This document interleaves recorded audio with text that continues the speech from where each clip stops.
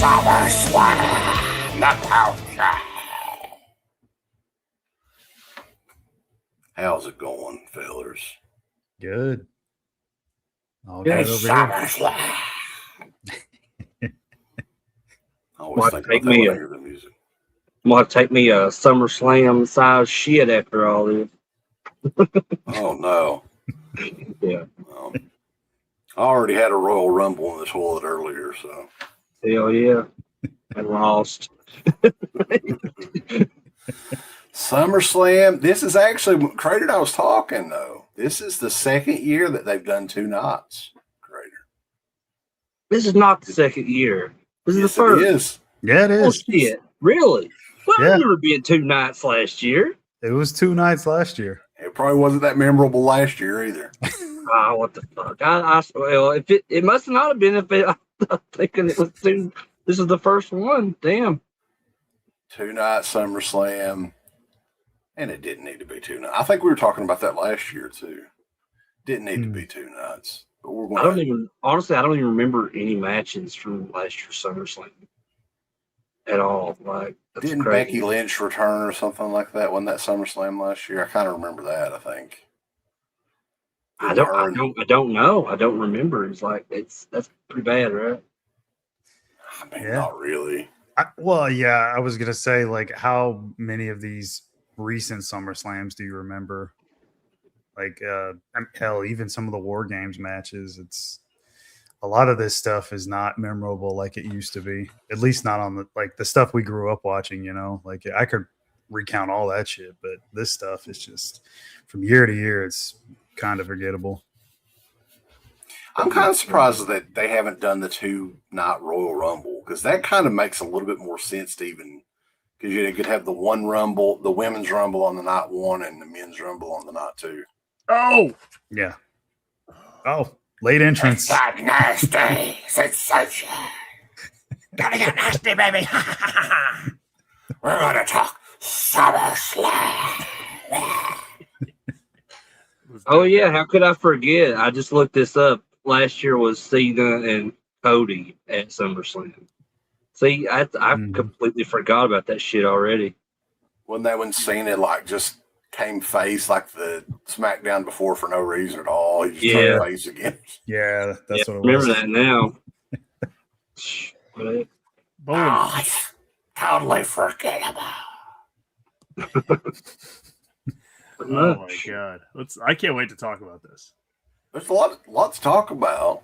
A lot of commercials. I mean, I had to take notes for the commercials, unfortunately, because that was most of the event. What?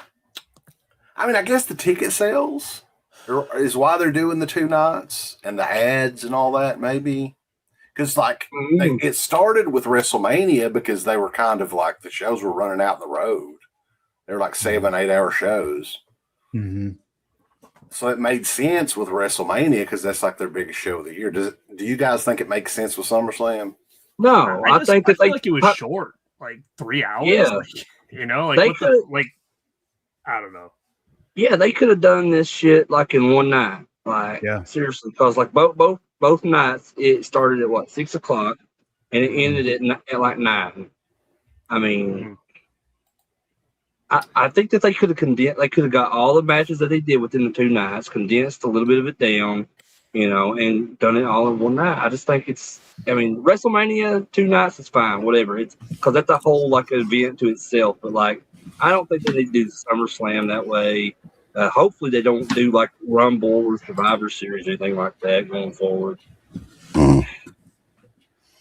Yeah, I kind of agree, and I could just be kind of selfish on this, but man, tonight. I was in and out because I have so much to do on Sundays. And I just feel like with this thing ending at 9, it's I was kind of in and out of the last 2 matches trying to get all my stuff squared away for the morning. And it just sucked that it ended, it was 6 to 9. I probably would have rather had it, to be honest, 8 to 11 if I had to choose. That would have just made my life a lot easier personally. But 6 to 9, it kind of takes my big part of my day where I'm trying to get things all set up for the morning, cooking. I cook all my meals for the week, so I was trying to just kind of run in and out, and I hated to miss a lot of it. I saw it, but it was I probably missed some good stuff here and there because I was kind of running between the rooms. I mean, just go for the commercial breaks. There's a lot of those. Yeah, there's a lot of ad breaks. It's very noticeable, yeah, too. Hopefully the audio's sounding better. Like, I don't know what the hell's going on. It switches to the fucking webcam microphone sometimes. But let's get started, man. 2-night event, SummerSlam. They are in Minneapolis, Minnesota, which we were talking about this because I was confused. Like, I'm not a huge like pro football guy, but I was thinking there's like a lot of Green Bay and Minnesota kind of like their football teams rivalries. You guys know? I have no clue. Well, that'd be the what, Vikings? The Vikings and the Packers. I don't know, man. Because it seems like there was a lot of like Packers shit back and forth with like, you noticed that CM Punk's outfit was like Packers inspired. And I was like, well, they said it was some kind of hockey team. Like, that's what I was wondering. Yeah, I was like, is it a hockey team in that area? It's those colors. But I saw something else too that people were speculating about that the green and the yellow tires, because that was green and yellow was the colors that Cody wore in his first match in WWE. So maybe it was that mixed with the hockey thing. That's a fucking obscure ass reference, though, isn't it, man? Like, who else is going to remember that? Dude, that's what Punk does, though. Basically, there's a ton of people on the internet like that was posting that shit, and I was like, oh, if that's the case, that's kind of interesting. But whatever. I did hear that Cody got. You remember when he used to have the Triforce on his boots that he got sued because of that? Yeah. Nintendo like gave him a cease and desist letter of like, don't be putting that shit on your gear, bro. That triangle is ours, brother. You're not Link, pal. You're Guile. Fuck off. Opening up, though, I wanted to mention this, and luckily for her, the internet hasn't been too harsh. Triple H and Stephanie's daughter did the opening "God Bless America" song. Who she did look very nervous, but I thought she did a pretty decent job. Dude, looks like she's a kid, very young Triple H. Yeah, she's 15 years old. Like, people out there fucking making fun of her. Like, you're making fun of a child, dude. Is she only 15, really? 15 years old? 15 years old. Like, wow. cut her break. I thought she did a great job, for, that being the first thing she's ever done with WWE. And, I mean, if that size, like a SummerSlam, you're singing, like, what was it, America the Beautiful? She did. I think so, yeah. You could tell she was very nervous, but I mean, who the fuck wouldn't be at that age? But are people giving her shit because she sounded bad, or because they're like, they put their daughter on? Like, that's of course they did, because you got to look back at Stephanie and Shane were doing plenty of shit back then. They were in Stephanie in the magazine ads. Shane was like out there, like he was one of the guys that like runs out to like help people. I mean, yeah, it's this a girl little wants bit to get involved. This is now's the time they're gonna have to start sprinkling her in here. Yeah, it's a little bit of both of those things. I mean, but you guys know how the internet is. They hate both of them. Stephanie, they really hate Stephanie and Triple. Like, I don't know which one they hate more, Triple H or Stephanie, but they hate them both. How can you hate Stephanie, man? Like, she's the most likable person I think in that entire company.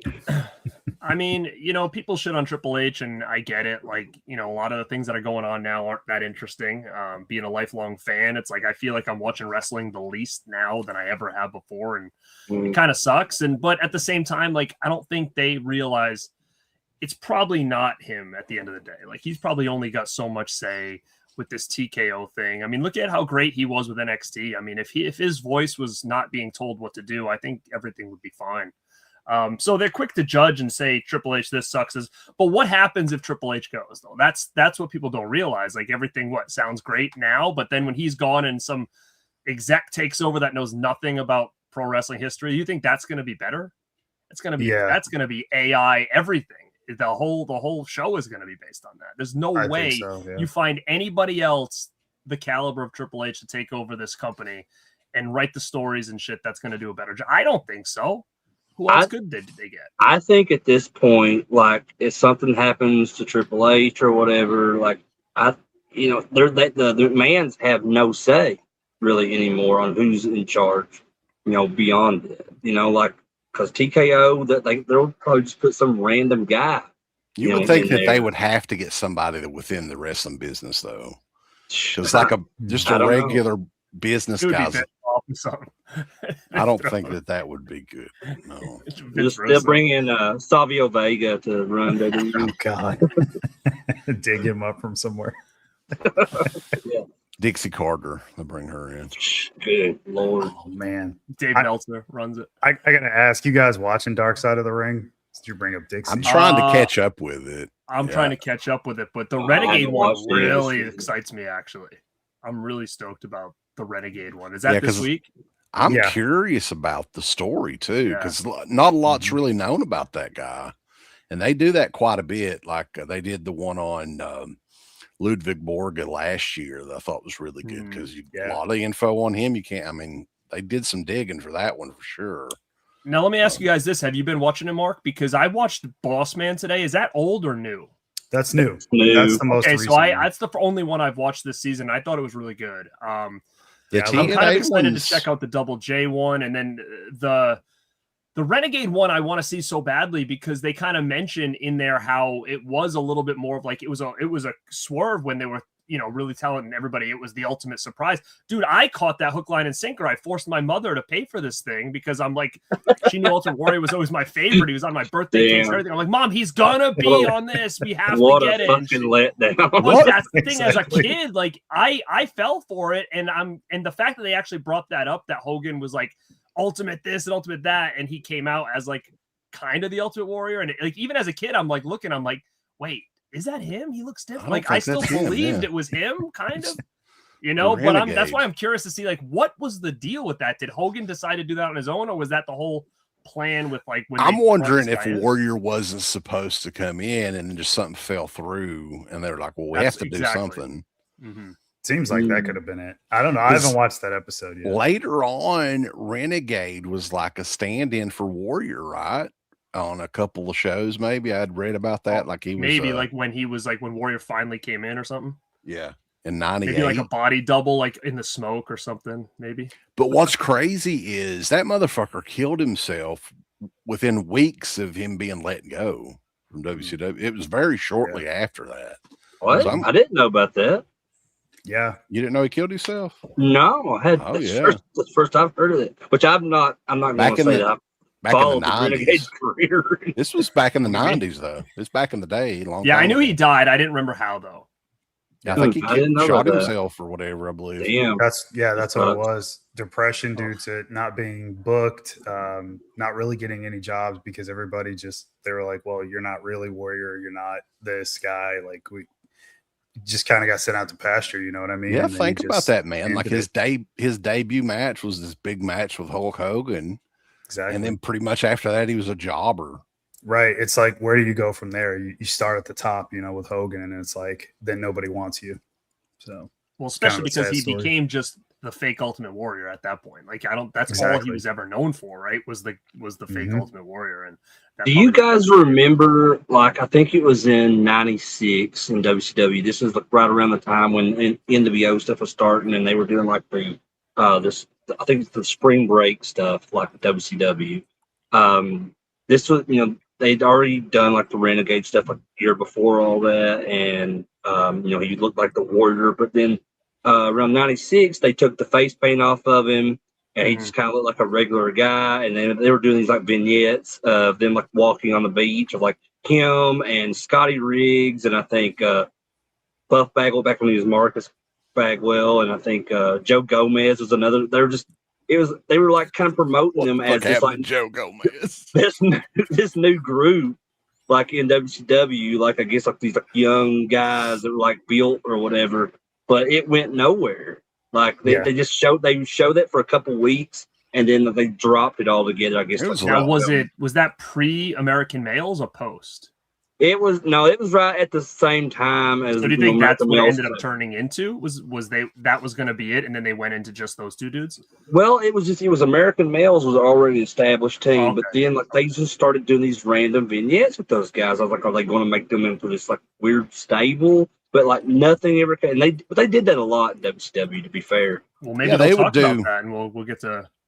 The vignettes, like they would do vignettes for all kinds of shit that would never lead to anywhere. Like, yeah, exactly. Do you remember the Raven vignettes that they did with him and his mother or whatever? And then he was like a spoiled rich boy or something. Remember those ones? Never, Well, that one kind of went on for a little bit though. Like when he was like at his, but it never led to Cam anything. They just would kind go to of. his house and stuff, and like it was weird. What a random thing. He goes from Raven to be like he was just kind of like was basically like a spoiled rich kid who like was like just being rebellious. Like that was Then kind of Sandman was just Jim. They called him Jim or Yeah, something like and that. they would like do those like vignettes with, and it was like Raven would look into the camera like he was breaking the fourth wall, and, like talking to the audience while he's like driving this Lamborghini or some shit. yeah. Anyway, back to SummerSlam. Let's get to the first match because we haven't got to the first match yet. Io Sky versus Liv Morgan for the WWE Women's World Championship. Now, Liv Morgan came out, and they did note this on here, that she was wearing ring gear that was voted on by fans through a poll on Wingstop app. Holy shit. I didn't catch that. Yeah. On the app, Really? Even for real? The advertisements here on this show in particular stick out quite a bit. The commentators also made note that this was the very first title defense from Liv Morgan since in 100 WrestleMania. days. That's so insane. But it's weird because she's been active, in the ring stuff, but like because she was in like the Queen of the Ring tournament, and if you've done other stuff on Raw or whatever. But damn, like you go like sent from WrestleMania to SummerSlam, and this is your first defense, which I mean that's crazy. But I thought it was a good match. I thought it was like one of the better matches on that one. Yeah, Io Sky is pretty awesome. Like she could have a good match with like a broom, I think. Yeah. And Liv is good enough. Like with her personality and her character and everything, she's developed into a pretty good women's wrestler. She's so good charisma wise that I think that even if she's not the best in the ring, it kind of overshadows that. Like she can make it work. So like you said, it's passable. But and Io Sky's the opposite. Io Sky I think is fantastic, but I mean it's tough because she's got charisma, but she doesn't. I feel like she's got tries, in ring charisma, but she can't hardly speak English. So that I was gonna say that's her biggest weak point. Like it kind of holds her back just a little bit. What's crazy about Io Sky too, because I remember looking this up, like she is a veteran of 20 years or so in wrestling. Yeah. Like she started when she was like 13 years old, which I think is typical over there in Japan. So she was wrestling for, I think it was Stardom or something like that over in Japan for the longest time. That's a weird thing over there. I don't know if what the culture is like in Japan, but that's just very odd.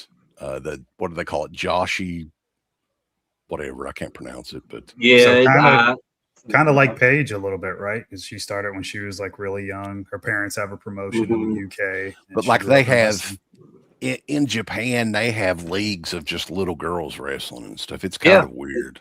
I mean, that's kind of one of the biggest reasons that Kenny Omega got famous for wrestling a 14-year-old girl over in Japan. Yeah. Brockzilla says Renegade is the former TV champion. He was. I think he beat DDP. I think maybe that was the highlight of his career. Or Johnny B. Bad, or one of those two guys. Yeah. Yeah, they call him Johnny B. Bad. You don't want to make him mad. So what Brian Pillman called him. Yeah. So what do you guys think that they'll do with Io now? Like, I mean, they surely aren't going to continue her going after the title. Like, so what do you think where she go now? Like, as far as I don't know, man. It's tough. I don't know what goes on with the women's stuff. I mean, I don't even know what the heck's going on. Ripley's hurt again. I don't know if she's just lost too much weight and she's so injury prone now, but she's hurt all the time. It's crazy. And it sucks because she is such a big part of the show. And when she comes back, it's like, okay, what do you do with her? Does she go against Raquel? I don't know what you do with Io now. Yeah. I have no idea. I actually like what they're doing with Lyra now. Like, I think that's pretty interesting. I was going to say maybe a feud with Lyra. That's probably the best or most interesting her character's been since she's been on the main roster for sure. Yeah. I think that the match she had with Bayley really put that character into perspective and gave people something to look forward to. Which, I mean, I think that we always said that she's a solid worker and everything, but she was just missing something for sure. She always had those feathers and wings, so now she's kind of like a Raven character, right? Right. Mm-hmm. She doesn't wear makeup either, which I think is pretty ballsy. Most of these women nowadays, holy shit. You know, and I mentioned this this past week on the midweek deliberation with CK about Liv Morgan, but I wanted to get Mark and Garrett's thoughts on this. So, you know, Liv has had a hell of a year so far. She won the Royal Rumble, won the title at WrestleMania. She got to the finals, the Queen of the Ring. Now she retains the title at SummerSlam. I mean, it just seems like she's having like probably the best year of her career so far in WWE. What do you think's next for her? When's Stephanie coming back? That's a good question. I think she's ready. Maybe they're just waiting on Maybe that's the next feud. Then that's what I was thinking. Like that's probably the way to go. That's why she held on to the title. Yeah. But she did also do that thing last night too. You saw she had the shirt with Rhea on it. So they're still kind of teasing that feud, which has been going on forever. So, but I think obviously Stephanie is probably who's in line to get that title back. Well, I mean, you bring up a good point too, Garrett, because like the stuff with the shirt she's wearing with Rhea, so they still got to do that event here in the next couple of months, whatever. It's Crown Jewel, I think, where they have like the champion versus the champion. Oh, so do you think Rhea comes back, and that's Rhea and Liv at that show? Probably, if Rhea's ready. I don't know her deal. You know, I really don't know how far out she is still. You also got Triple Mania coming up. It's a 2-night event. They could totally do that there. I would love to see them show up there. Because it's 2 nights. WWE is got a lot of injuries right now, man. Like they're fighting with a lot of injuries after this weekend. So we'll see who's ready and who's not. They did some ringside introductions. I don't believe in Joe Henry. I believe in Mark Henry. He was there. X-Pac. Joe's brother? They might be related. They possible. Spell it different though. X-Pac was there. Waylon Mercy was there. What a great gimmick! You got no pop from the crowd. Yeah, they had no idea.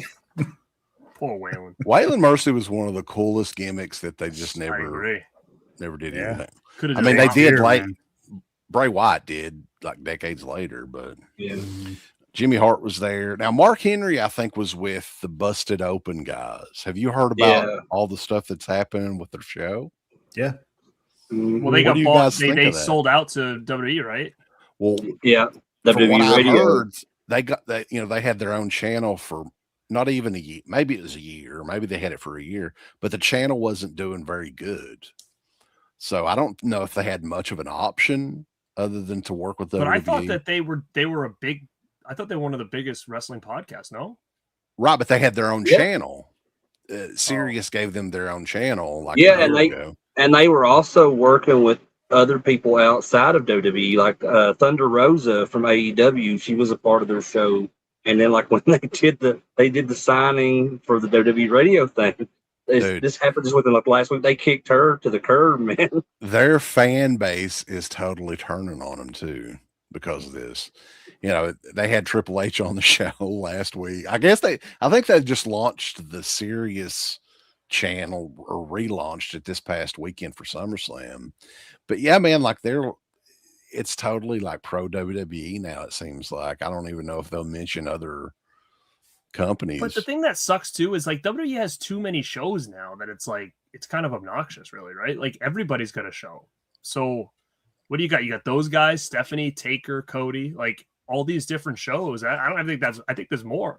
Does Stone Cold still do his podcast? I haven't seen any new episodes. No, man, wow. Okay. His was probably one of the best. I really enjoyed his. I can't believe Stephanie McMahon has her own podcast. Like and I don't have anything against Stephanie really, but she does not have the voice for a fucking podcast at all. It's like nails on a chalkboard. I enjoy listening to her show. I think she just did one with Punk. That's a pretty. Does Undertaker still do the show with his wife? Yeah. Mm-hmm.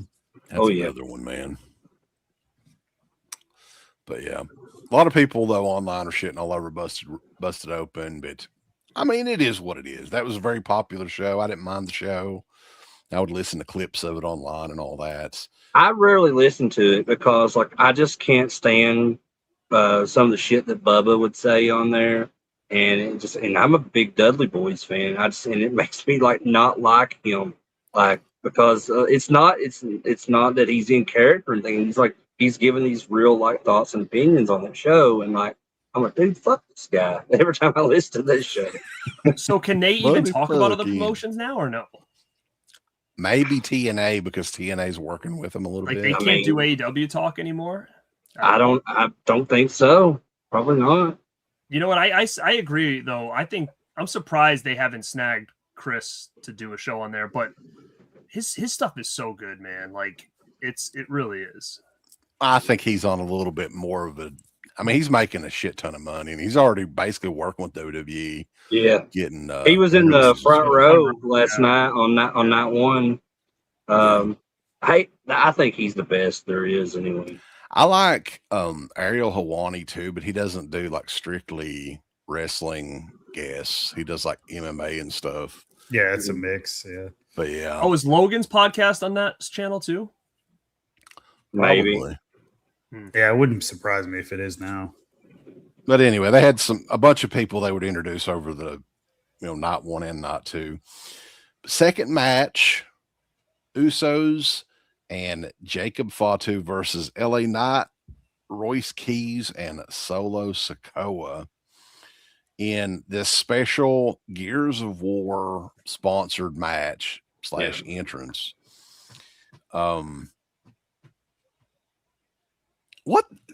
There's a couple things that I had here. LA Knight, man, don't you fucking feel for that guy? Because I do. I think he's done everything right in the sense. I love people that go against like what's supposed to happen, right? Like they've done everything to try to like cool that guy down, but he's still over and people are still behind him. But he's and, like, still stuck in that spot though. It's because they're not going to let him go any further than that. But the Yeah. fans are still behind him. Where I think if that dude won the title or a Rumble or something tomorrow, he'd be so over still. And I'm surprised because they've really done everything they can to kind of bring that guy down a couple levels, and the fans are still behind him. And that's why I like Daniel Bryan. That's why I like Zack Ryder. It's like these guys that were never supposed to be anything that can just continue to get themselves over. Like that's something you don't see on a regular basis, is guys that can kind of get themselves over without any kind of rocket strapped to their back. And those three guys right there had done it. And I also think that LA Knight, like, Zack Ryder, like he got cooled down after that whole thing with the cane and the pushed off the thing with that, but they're not cooling LA Knight down. The guy's been squashed for like 2 years straight. You would think this guy was like a jobber, but he still comes out like a star, man. And I do feel for him. I really do. Well, I mean, it is interesting though, like, because I agree with what you guys are saying, but like, it's interesting that even though they're not putting him in these big title picture, moments on these shows, he's had like 2 feuds basically for the past year and a half, and they've been both with stables, the Bloodline and the Vision. So, I mean, at least they are keeping him relevant with these top guys and these top stables in the company. But I mean, he can only do that. I get what you guys are saying. He can only do that for so long, but it just keeps like they're keeping him in that spot.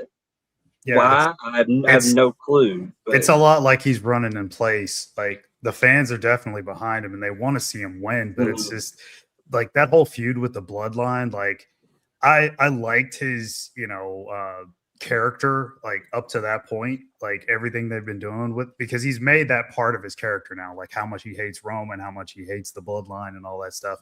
And it's cool. I like it, but it kind of feels like he's been there before. You know what I mean? Because he's feuded with them before. Over on SmackDown, he had the same issues with them. So it's like you kind of have to shit or get off the pot with him. Like he needs to face Roman, and if he does, he's got to win. But it just doesn't feel like they're going to do that. So it's a bad spot, really. He's kind of stuck. And it's one of those deals too where I think LA Knight can't even win like a Money in the Bank, because at that point the fans would get their hopes up. And if he didn't win, which I don't think they're going to let him be champion, it's probably not going to happen. I don't know. Dude. Like, I don't know. I mean, he's kind of aging out at this point, but I hope that he does get something. I mean, I don't even care if he gets another title. Just he should have a belt. I mean, just to show that what he's doing is working. I actually was kind of into this feud, as weird as it is, because it reminded me of like, and I hate saying like, because LA Knight's old, so it's not like the young guys, right? Like, but it reminded me of, remember that pay-per-view back in the day in your house where it was like Vader, Owen, and Bulldog versus, it was supposed to be Ahmed, Warrior, and Michaels, and they ended up replacing Warrior for Sid. International incident. International incident. This feud kind of reminded me of that, because it was just three people kind of put together that were baby faces and versus kind of like a stable. And all three baby faces are kind of over in their own way. And I think, Solo Sikoa like is kind of like that wild card. Well, all of a sudden now that guy went from like nobody giving a shit to, wow, he's actually like a really good baby face. And he's somebody that I think can naturally get over. So he kind of reminded me of like a young guy kind of coming into his own on the, turning face. And I actually was kind of excited for this feud. And I thought the match was fine. I thought it was solid. Like the entrance gear thing was a little bit weird. I felt like Fatu's mask kind of looked like, what it kind of looked like? It kind of looked like the little kid in like Us. Remember he had like that little wolf mask? Dude. That's kind of let me tell you something though. Jacob Fatu, that fucking guy. I don't know if I've ever seen anybody that's more of a natural at every. I don't know if I've ever seen him fuck anything up. Like, even if he messes something up, he goes with it and corrects himself almost immediately. Like, that dude has to be world champion. Yeah, I was saying the same thing to one of my friends last night. Like, I said, if somebody's going to take the belt off of Roman, I think it needs to be Jacob Fatu. And maybe they're leading to that. I don't know. Do you think they missed the chance with that? Because the whole feud with Roman, I was hoping that like they were going to go for it. Like, I mean, Trader, I know you watch week to week, so like, those guys were dominating the show. Multiple segments across Raw and SmackDown. And the story was kind of good too that they were trying to tell. Like, I think they're going to circle back around to that though. Yeah, I agree. Like he wants to be the guy making all the money and not just like this guy, So I kind of thought it was a good feud. It would have been a nice win, but maybe you're right. Maybe this is all a story that eventually will kind of unravel, where he's just kind of like, he's in with them now until he decides to strike back, like when the time is right or something like that. Mm-hmm. That's my feeling on it. I'm thinking that he's only with them because he wants to be like, they say like, know your enemy or whatever, like you're the enemy right closer kind of thing. Yeah, whatever that saying, how it goes. But you know what I mean? Like, that's why he's in the bloodline. I think why he agreed to do it, so he can kind of get close to Roman and like, kind of tear down the bloodline from within. Well, the bloodline did lose this match tonight, surprisingly. Like that kind of shocked me a little bit. But I was happy because I feel like those baby faces needed a win. Like the Usos are always going to be fine. Jacob Fatu is always going to be fine. But the Royce Keys and the Solos and the LA Knights that you feel like kind of lose all the time, like I feel like they needed this bump to try to just, say, okay, these guys are legit players here and not just guys that we're going to beat every week. Royce Keys needs a fucking makeover of some sort. They need to ditch that fucking name. You don't like his singlet? Come up with something. Here's my idea, and I was halfway joking. We'll talk about Solo here in a second too, Brockzilla. I appreciate it. But this would be a killer gimmick, right? And he has that mean fucking look, I want to call him Hobbs still. Yeah, Willie Hobbs. What gimmick? His AEW gimmick like that? No. Like where he was, he's a heel. He's got to be a heel, but it's kind of like a comedic heel along the lines of Debo on Friday, where he's kind of like he's kind of like the bully that just takes. I would love that. And he's got that mean fucking look like Debo had, right? Why couldn't they do something funny like that and people just just steal that whole Debo gimmick for him, like and have some guy come in to be like Red, like, oh, my grandmother gave me that chain. It could work, Like, what bicycle? It could work for sure. Solo Sikoa, though, what do you guys think about what they're doing with him now? Like, he's trying to be like a baby face, almost like a comedic character. I like it. He's really kind of came out of his shell over the past couple of years. I didn't know he had this in him. So yeah. Well, I mean, you can kind of tell because like he's he's the Usos brother, so I'm sure that whole family kind of has that natural charisma to them. But it's very surprising with him because when they brought him in, he was such a serious character, never talked really. He just kind of uses this enforcer role for the bloodline. Then they get him away from all that, and he really just becomes a completely different guy. But I love it. I really like what they're doing with him. I thought the spot in this match where like he did the run it back thing like Jay does, and he's doing the yeet.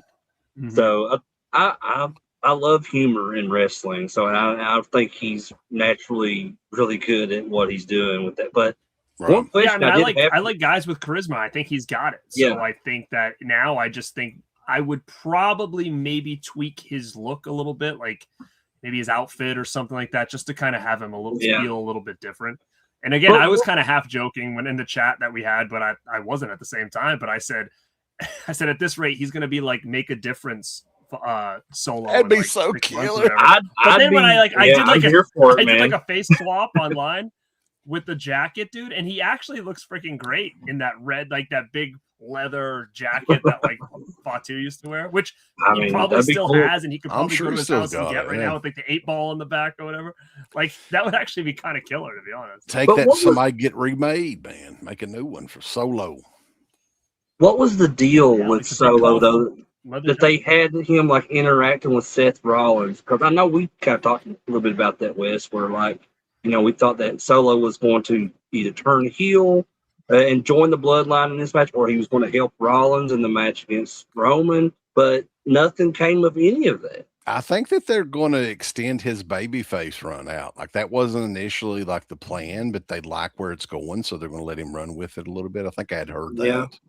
Yeah, I think they didn't expect the reaction that he got like last week when he was doing the pew pew. Like he was so over that night that I think maybe they just said, "Listen, whatever we had planned for this guy, like we need to run with this now and see what this goes," because he was over as shit. That I'm like, and people online were talking about it, and I'm like, wow, they got to try to test the waters with this and see where it goes. And we'll talk more about. I want to talk more about the roster as we get going through this night, but yeah, I actually found this match to be fine. I thought the right people won. It's fun. Yeah, everything worked well. I thought it was fun. Well, if they do decide to do anything with Hobbs, they better do it soon. That's another dude. He's in his early 40s. Like they got to get moving with that. Yeah, that's another thing. We've got a lot of talent, but everybody's starting to get a little older, and I don't know. They got to really start pulling some of these guys up that are in their younger age. There's not too many youngsters. I mean, there are a few. There's a few. But speaking of, people getting up there in age, the next match, Gunther versus Nick Aldis, who's having his very first main roster match on SummerSlam tonight. Well, his first match in 3 years, I think they said, right? Yeah. Mm-hmm. And there was really no reason he wasn't wrestling. I don't think he was injured or anything. Mm-hmm. I think the hype for this match, like this was the one that I was the most looking forward to out of anything, just to see what was going to happen. I think WWE kind of fucked up with the hype on this one because they didn't have any footage like of his TNA stuff at all until SmackDown a couple of days earlier. So the reason, like, they should have aired clips from that Chris Van Vliet interview, man. I don't know if you guys watched that, but some of the stuff, this dude fucking broke down on that. It was like, this is my chance. Chris Van Vliet gave him more of a hype for this match than I think anybody else in WWE did. Totally. After I saw that thing, I was so stoked for this match because, I remember he was like running TNA for a while. Like, wasn't he? He was like their main star for a bit, right? Like a chunk of time where he was like the champion, but I think he was maybe a babyface champion. Was that Magnus? That's what he was, right? Yeah. And he was like their guy. Then he went to NWA and he was like their heel champion with that chick there. So he had a pretty good run, and I can understand like what he said on Chris's show is that he went out there to try to get a job in WWE, being like, here's the only place I haven't been yet. Like, what's going on? And they said, okay, but we want you for this role. Like you said, I don't think he was hurt. I just think that they didn't know what to do with this guy. So they said, well, he's got a good look. People probably know who he is. So let's put him in this managerial role. And he does great in that. I think he does a great job in that. But yeah, this is weird that he's been there for, what is it, like 2 or 3 years. And this is the first actual match that they're letting him do. And it was a good enough match, man. Like, Yeah. he looks really good in there. Gunther, of course, is a great guy to put him with, for sure. But yeah, I Crowd think was he behind him too. definitely held his own and had I thought this was the best match of night one. I think so too. I think it was. Yeah. He looked fantastic, man, for a guy that hadn't wrestled in 3 years. That guy looks better than half the roster does still. And I'm like, they got to let this guy work more. I mean, he's got a great look. He's got good charisma. He dwarfed Gunther in the ring as far as size, Yeah. and that's pretty crazy to do. And he's got a good character. And I'm hoping that this wasn't the last we see of him, but Me if he's too. just going to be that role of like GM for a while to just keep him around, for the time being, that's fine. I actually think it's funny that Proper G and Proper Gander said is how good they should bring out Rob Terry, dude. That's what I was laughing at. Yeah. What the hell happened to Rob Terry was a monster, dude. He was so big. Rob Terry. WWE, Vince wanted Rob Terry for a while. Remember, he was really eyeing him, but he was so bad in the ring that, like, I think I don't know why he didn't get him, but I was following Rob Terry like on MySpace back in the day, and I can remember there being a lot of like chatter about Vince, really liking his look. He had a really good look though. Yeah, when he was in TNA, he was a freaking monster for that company, man. Like, well, I think they were talking too, though. Like, yeah, he jacked to the gills. Like, that was the thing. Like, didn't he work a lot with Magnus as well? Yeah, they were a tag team. They were like part of that like Britain group or whatever. Yeah, it's those two, and I think Doug Williams was with them. They all were jacked though. Yeah, it was a good time at TNA actually. Yeah, that dude's like 6'5", 290, huge fucking guy. This is probably around like 2007 or so, 2008. Yeah, I think so. 2007, 2008. That sounds right. Yeah. But they did all this right, man. He came out to Oasis. I mean, that had to cost them a pretty penny to get that to happen, number one. And then he got to have Mickey James and his son come out at the end. Like, I think everything with this, like, they did him a solid for kind of like his first and only maybe match in the company. They really did him a solid. I appreciate it. But do you think that they should have had the Mug Root Beer Bulldog join him, Mickey James, and his kid in the ring? I would have brought it up even more if they did that. Yeah. Been even better. Triple H said that they just finalized that like days before the Oasis song. They just got that deal closed just in time for the show. So that was kind of cool to see him come out to it. Money talks, boys. Money talks. Yeah. But it's crazy that Triple H even put in that effort for him to do that. You know what I mean? Like it's Nick Aldis. It's like, I don't know what kind of relationship they had prior where he'd go above and beyond to be like, oh, what song do you want? Okay, I'll see if I can get it. Like, I was impressed that they did that and they just didn't throw him some generic.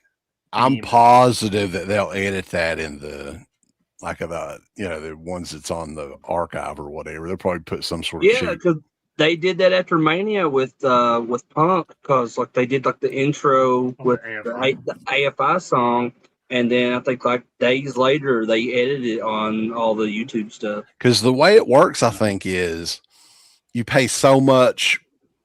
You can pay like a one-time fee to play it once, right? So, but if it's like, I don't know what that is, where it's on everything or whatever, that's a whole other ball game.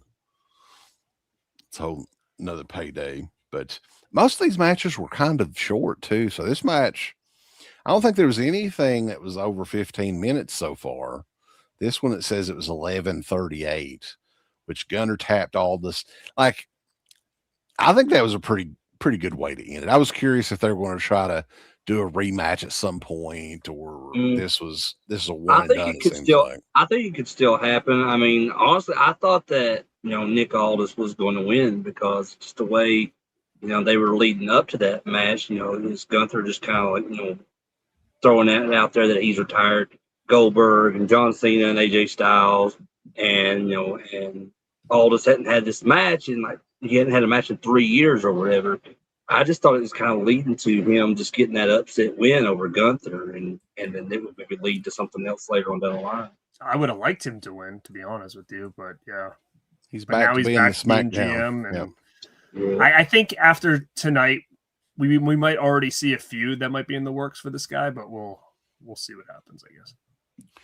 And I know everybody's excited to talk about this next match here, which I thought this was odd, like the booking of these. The matches on these shows each night. They had 2 6-mans. Well, I mean, 1 6-man and 1 6-woman match. I thought that was kind of weird, right? And it seems like a lot of the bigger matches were all on night 1, or the ones that people were really looking forward to. But anyway, this was the one that everyone was looking forward to the night. The Bella Twins and Paige versus Fatal Influence. I think if they had to cut one match out of this card, this would have been the match to cut if they wanted to make it one night. This was unnecessary. Brie got hurt right away, so the match was really sloppy because like she wasn't there to like do her shit, and then I don't think they knew what to do, and it was a big clusterfuck, to be quite honest with you. And I think that the ending it's kind of stupid. Like, how many times are we going to do this back and forth bullshit with like face heel? Like, it's just getting old now. So now it is going to be a feud. They said that it was supposed to be the Bellas and Paige and AJ back together, but now it's like Brie's gone. I honestly didn't care about anything regarding this match, but I think that was the right call to make at the end of that match by having the Bellas turn heel on Paige, because it gives them something to do now, because poor Paige, I feel like I would love to see her in the champion mix, like maybe against Liv, but it feels like we're just kind of pigeonholing her for some reason in this little like I don't off think to the side thing. I don't think that she's 100% clear to do a lot in the ring. Like, it seems like that's because she doesn't really take a whole lot of. Well, she just didn't fit at all with the Bellas, and I know they said after that, like, Brie got injured in that match, so like, which is funny because Nikki just came back from injury, and now Brie's injured. So I was thinking what they were going to do, because Tatum Paxley, who's in NXT, they've been talking about bringing her up to the main roster for a little bit now, and I think that her and Paige would kind of fit well together as a team, but they may kind of hold off on that now since Brie is injured, and they may just kind of do like a Paige and Nikki thing for a little bit until Brie's ready to go again, and then have like somebody like Tatum Paxley come in and join Paige against them. Do you think, I don't know, like Wes said, do you think maybe at this point Paige is better being in a tag team so she doesn't have to do all the shit herself? I think so, yeah. Is that why they're doing it? Not just because they don't know what to do with her, but they're kind of like, okay, this is a safer route where we can feature her on TV regularly, but she doesn't have to be. I think so, because like, I don't know if that was her request. I don't know if that was something that WWE. I mean, if she didn't really wrestle much in AEW either, right? No. Yeah. Well, the thing, that's a whole different story, because AEW's got like over 200 people on their roster, and like you may see there's a lot of people that don't. Yeah, you may see like a popular wrestler on there wrestle like 1 week, and you may not see them again for like 3 weeks later wrestling again. Who did they just sign? The 2 guys from the Motor City Machine Guns. Yeah, the Motor City Machine Guns. They're all elite. Which I'm fine with. I think that they fit better there. Oh, no, they fit. Sure. WWE. But are they going to be in AEW or Ring of Honor, thoe? I think they'd probably fit better in Ring of Honor. Well, when they showed up that night, they was like, "We're all elite. We're all elite, brother." That don't mean anything, though. It's the Bucks. Tony Khan don't plan ahead very much. Feed him to the Bucks. Then. You know what's weird though? Like, I was thinking about this too, because people love AEW. I mean, go for it. If you love it, go for it, right? But we were always talking for years and years and years. How killer would it be if there would be a second promotion backed by another billionaire that could do whatever the hell he wants to? And we've got it, but the only problem is Tony Khan creatively doesn't want, he wants to do it all. He does it all. Yeah. That's the problem. And he can't. Dude, I'll say this though about AEW, their pay-per-views are 10 times better than what WWE's putting on right now for their PLEs. I mean, I know that AEW shows are like 4 or 5 hours long for their pay-per-view. And they're like $60 a piece too, right? But dude, like, they're from top to bottom. I haven't watched a bad AEW pay-per-view in the past year.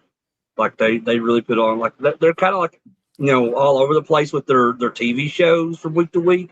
But when they put together a pay-per-view, it's so good. Jericho redoing the list thing again. That's what the fuck, man. I think he's kind of like going in and out of all of his different characters right now. Because he just did that match with Tommaso Ciampa where he came back as the Painmaker, which was his character. Didn't they have a fucking nail gun or something out for that? Yeah, they did. but it was like it's entertaining. It's stupid, I get it, but there's a lot of stupid stuff in wrestling. But it's entertaining as fuck. I'll tell you the point though, and I know Brockzilla over there, he's a big AEW fan, but the point where I was done with AEW is when they did that fucking, what was that match with Jericho and Orange Cassidy? The orange juice match. Yes. Yeah. I was like, fuck this shit. I'm not watching it. Dude, I didn't watch it anymore. But yet you fucking watch WWE when they got the gingerbread man on there, Little Yachty, and all this bullshit. I don't watch anything. I just watch pay-per-views. I don't even really watch WWE shit at all anymore. I mean, but I don't know. AEW, I mean, sure, it might be. I don't have time for it, man. I just don't. There's nobody there that I have any interest in, so I don't know. I think I would. Good. I just don't want to give it a chance anymore. I would be willing to give the pay-per-view a chance, but only if it was like on some sort of streaming service or something. I'm not going to pay $60 to watch it. I think if you're going to watch the AEW pay-per-view, then that next one I think it's All In at Wembley in the UK. That should be a good one. I mean, I know Garrett, you're not a big fan of Will Ospreay, right? I'm not a big fan of anybody, but I think that match, it's because the main event for that show is Will Ospreay and Kenny Omega. I think that one should be a really good one to watch. I'm not the biggest Kenny Omega fan, but I know what you mean, Crater. Like the last, not Redemption was the last one, right? Yeah. The one before that was really good. What was that one? I forget the name. Yeah, I can't remember either, man. But it was really good. Yeah, that's the one thing. Like AEW pay-per-views are memorable to me, but as far as like their names for the shows go, they kind of all blend together. So Mm-hmm. Forbidden Door. That's what it was. Forbidden Door. JC Jane though tonight, getting back to the, who was one of the best butterfaces that I've seen in a while. Mm-hmm. I mean, wow, what the hell? Who would have ever thought she would have been the one out of that group that made it this far? I wouldn't have. I thought she was dead in the water after Mandy Rose left. I was like, she's out. She's done. What about the other one is done before she was, and I thought she was going to be a big star. Did you notice the ring attire though, Garrett? It's like a HBK tribute. Shawn Michaels, yeah. I noticed that immediately. I was like, oh, I kind of recognize that. Well, she looked good in it. Maybe she should make a few alterations and do that like every time. That seems to be the kind of running trend though, with like a lot of those girls that come from NXT the past couple of years, because it's like Shawn Michaels is kind of running things over there now. They're kind of like paying homage to him quite a bit. I think Roxanne Perez did that not too long ago too. Like she wore some kind of HBK inspired attire. Yeah. Michael says, "All right, after I bang you, I want you to wear whatever gear I was wearing when I did it." Yeah. Let's go with one of them should come out with like the brown pants with like the cowboy boots. Oh, that was the worst. The elimination chamber outfit. God, terrible. That was just comeback match, I think. That was like his boot pants or whatever. Yeah, he said he lost his attire like on the flight, and he had they called it the Dutch boy haircut that night too, like the short. Oh yeah, it's when he had like the Prince Valiant hairstyle going on. But Fatal Influence, like that.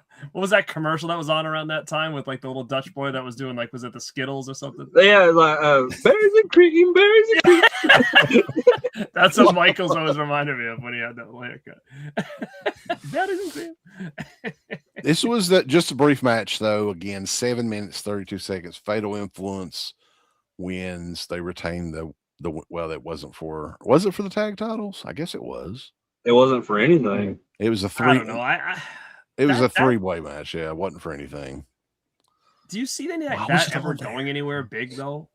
Fatal Influence. I don't know. I'm surprised it's gotten to the main roster, to be honest. I don't see that going anywhere. I think Fallon. I think she's good looking. I mean, I don't know. I actually thought she was better looking before. I don't know how she was very different to me. The redhead. No, Fallon is like the cowboy one, but remember she was with those cowboy guys in AEW and NXT for a bit.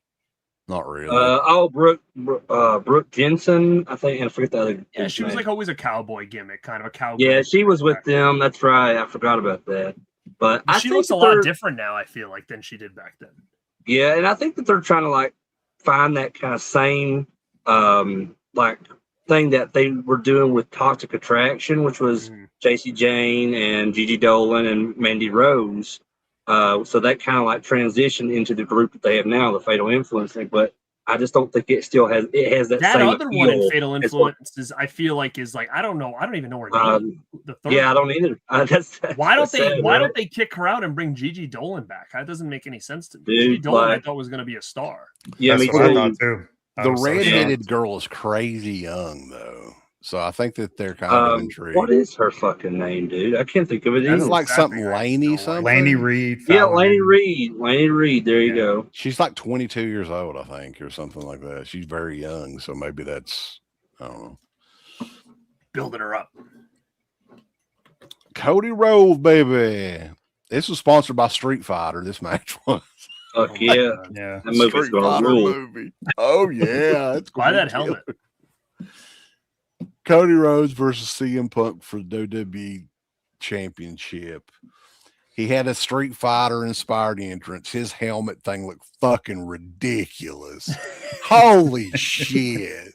Like that Dude, was I was like, what the fuck?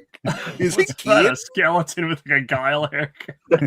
I loved it. You know, I just thought it was so funny. Like, yeah, I We should just do that for Halloween. Well, he looks this year. ridiculous enough in the movie though. I love the little intro they did before that too. Like it showed like the game screen and stuff, and it had all the different. Is that? like, characters. There's no way that selections. movie's gonna be good, dude. There's no way. I think it's gonna be It fun. looked like- I think it's not gonna be serious or anything. So I know, but it's like when I was a kid, it would have been like that's kind of probably the Street Fighter I wanted as a kid, and we got the one we got, and I was kind of like, why did they just have John Claude with like, why doesn't he have? Don't the they real have hair? scenes where they're beating the shit out of cars and stuff too? Or But whatever now they- it's almost to a point where it's like, yeah, I starting to get a like little that crazy. aspect of it. Though I think that they're going to like just make it kind of fun, where they're poking fun at all the different things from the video game. And I mean, look at Cody for example in the movie. Look at how ridiculous he looks. He How looks over ridiculous. how over the top he looks. Roman It's- Reigns it's- is in the movie too, right? They haven't talked about that. yeah, Yeah, he plays the was in Puma. Puma, that's his name. I mean, that's kind of like a shitty character. Who cares, right? Yeah. They gotta make him good though, probably because it's Roman. Because, like, yeah, wasn't that in like the third game, maybe? Yeah, he's supposed to be like one of the more like overpowered characters of the series. Oh my god. But we'll see. and then, isn't that is it Jason Momoa or whatever his name? Yeah, is? he's playing Yeah, he's in Blanca. it too. Mhm. I can't wait. I'm gonna go. I probably will go watch it. Just I think it's gonna be Watch it at fun. some point, I think yeah. it's gonna be Yeah. better than the Mortal Kombat movies that have been out here recently. Well, that ain't. I gonna be haven't seen fair. those new ones. Are they not good? No, they're not. Nah, not I'm that. not a fan at all. Me either. Hmm. We'll do it on the road for Street Yeah. Fighter. Probably not, but 50 cents in it? Yeah, he's He's a Yeah. boxer, doesn't Ball he? Rock. Yeah. Okay, that makes sense. there's Like, pictures. You need to look the pictures up. They're fucking They covered hilarious. Roman. Dude, Turkey they teeth look in so the movie. funny, but I think that's the whole intention. Like it's supposed to be just like stupid and over the top, and because it's how all those Street Fighter characters kind of came across in the game when it came out. Yeah, so yeah. But as far as Cody goes now in WWE, though, I think that they need to do something. People are getting sick of this shit. I agree. He's got to turn heel. I Yeah, like I him, thought- but I think that he needs to evolve his character a little bit more. I like him, but I think he needs to evolve. I think that they should have already turned him heel. Like it's at that point now. Like if they don't turn him heel, then the fans are really going to fucking turn against this guy. He if should they lose haven't the already. American flag gear, and he should get that damn flight jacket and shit on again, and do some kind of like, just like. Do you remember when he was like doing badass shit in Ring of Honor when he was like he'd go outside the ring, he'd get next to the crowd and he'd like grab a beer from the crowd and drink it and spit it into the crowd. He should. I don't It'd be care what cool does, if he but did that. I don't think he he'll do needs to that in just do WWE. something. Like they're going to do that WWE for sure, but like damn, like they need to do something cool with him because it's just I'm a big Cody fan too, but it's getting to the point even for me now, like it's it's getting kind of boring with him. Mhm. And Yeah, I he's it's- too white meat baby face for sure. He needs to make He needs to make a new horseman. I don't think anybody He likes to thought make that flares. he was going to win the title back tonight. Last night either. It wasn't really I mean, it was a long match. It's the longest match of night one, I think. But CM Punk retained. you know what Cody should have said during that match, though? He should have looked at Punk and went, "What's that smell?" Did you Punk went, shit your Doogie. 'Cause I don't know. I what don't was in think- Punk's ass the whole. I think that had to be sweat or something, man. Dude, he shit himself. If he shit his pants, no, but this is the thing. If he shit his pants, he was wearing the same tights and everything for that post-match show. And he Did sat you up hear? there and did interviews. I think he wanted to talk about that in that post show because he brought up something. He goes, "Oh, I've been seeing pictures of me on the internet," and then they like changed the subject, and all of a sudden he was like, "I'm not a pussy," and all this other stuff, whatever. And I'm like, Yeah, I was like, what the you fuck? wanted to touch upon that, but, like, Dude, seriously though, he had plenty Yeah. of time to go take a shower. Like if he'd shit, I know for me, if I'd have shit in my pants, I for sure would have gone and like took But a how do bath you- or whatever. How do you just shit your pants though? You know what I mean? Like, I mean, unless you had to feel like you had to go like right before you went out. Like, Wouldn't be if he the was- first time he did. somebody Crater, you said remember he's done that it in the match. past. Yeah, right? I guess he was on Z-Packs again or something. Yeah, Have you ever he was been facing sick, Dean though? Ambrose. Like if you're Yeah. sick to your stomach, like have you ever vomited and shit on yourself at the same time? I have. Well, no, I get it, but you would think at that point they would be like, "Fuck it, let's put this match on way later." If Punk's shitting his pants right now, like, you know, do you think they'd make some kind of call instead of go out there and just do it in your pants? You know, I don't know. Yeah. I don't know. Maybe he was like, "Oh, I shit myself. Send Randy in here quick." Well, they Let's get this over with." They said technically, like I've heard a lot of wrestlers say that they won't eat anything at all until after the match because You would think that's so. their biggest fear. Have to go out there and shit or whatever. But I mean, here's the thing, though. I mean, I get it. Like, shit that stuff can happen. But like, that's the same thing. Like us coming on here and like, have you ever been on here and had to shit your pants? I mean, I haven't. I'm just saying. Like, I mean, Well, they gotta. Maybe Like, once or They gotta go out twice. for like 10 minutes or 12 minutes. Like, you can't not shit for fucking that. It's time. Like, really don't- easy though. You just go like, "Oh, I think I'm having weird internet." shit, like before you go out. Oh shit! I thought That's that's how you get rid of it.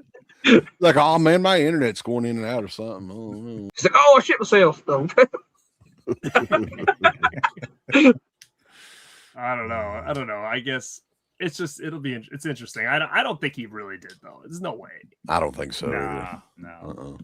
Just badass. I guess. I'm just gonna say that he did. It ain't no big deal. Everybody's just. I mean, he looks great. He's been working out a lot, which is great. His physique's the best it's ever looked for sure. Yes, I was gonna say that too. Like he is a lot more jacked than he was before. He's still straight have a edge? feeling that he's on something. He's on something. You think so? Really? I don't think a guy at his age starts like just lifting heavy like 3 months ago, and all of a sudden now is like, it's just not that easy. I think and again, what is he on? He's probably on like testosterone, which again is prescribed by a doctor because maybe his T levels were a little low, so he went up on a dose. I mean, that will do it. I think half of these guys on wrestling are probably on that because it's not like they're on Deca or a D-ball or any of these crazy illegal fucking steroids like Hogan and shit was on back in the day. They're probably on stuff that's going to enhance them, but it's a little bit safer. And I think Punk, who's straight edge, I think in his head he's probably like, okay, well, it's naturally in my body. I'm just putting it back in. You know, I think he figured out. Like I think they're they're going to do the Randy Orton Cody feud again. You think people want to see that? Well, I'll tell you this. Randy Orton, when I saw him in the ring, and I was just like, fuck it, he should be champ. Like, he's still so good, man. And he's so over, and he's intimidating. And I just feel like, yeah, it's Randy Orton. He's been around forever, but he still plays the part, man. And I would look at him more of a champion than I would CM Punk. But I don't know, man. I really want to see KO versus Punk. I mean, Yeah, me I think too. that's what we're gonna get. yeah, that's what I really want to see. So hopefully they're going for that next. They got to be. I mean, he's number one contender. It's Oh, gotta did you happen. see this? Sorry, guys. No. There's a video of EC3 at like an indie show. For one, the guy is weirdly jacked now, where it looks like he's on a lot of weird shit, but he could barely fucking walk though. It was Oh weird. wow. It was weird. Like he came out and he was like all like almost like cripple, and then he's like flexing and stuff, but it looked really weird. I don't know what's his story, but I thought he just came back on TNA not too long ago. No, I haven't seen that video. I haven't seen it either. All right, so the big match of the night, though, Hell in a Cell. Brock versus Oba 3. What did you guys think of this one? And they never fully said this was his last match, but a lot of people are thinking it's Brock's last match. I think this was a botched finish, to be honest. It was.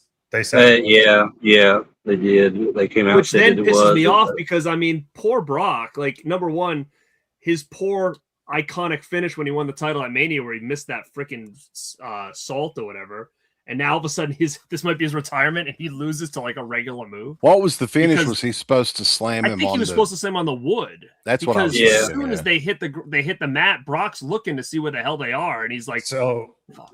What happened they was should have kicked out and had him do it again, because that just made Brock look fucking ridiculous. So apparently, like when Brock rips up the mat and everything, like if you guys remember the spot where like he's folding it over, it kind of made it like a little mound in the middle of the ring, just a little bit. Oba was having trouble lifting his foot over it, and instead of tripping and falling forward and probably killing both of them, he decided to just drop him where he had him instead of walking forward.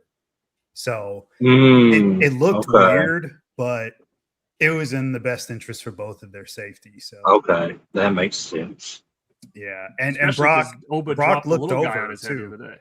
Yeah, that is extremely noticeable too. Like you see Brock just kind of look, and it's and they even showed the replay of that like several times, and like you catch it every time him looking over at the wood.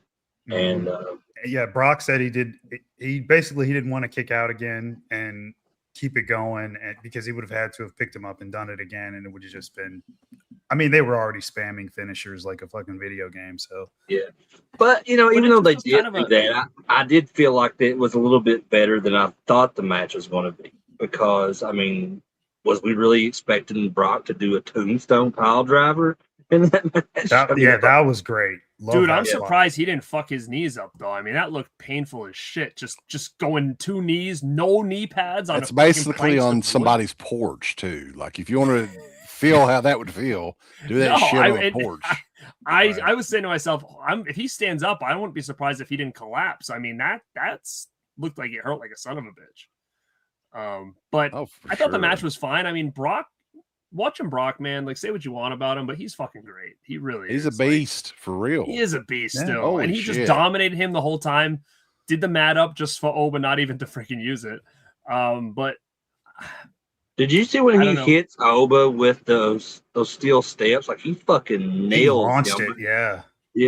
That last shot with the steps, he just threw it right at his head. It was insane. I was like, holy shit.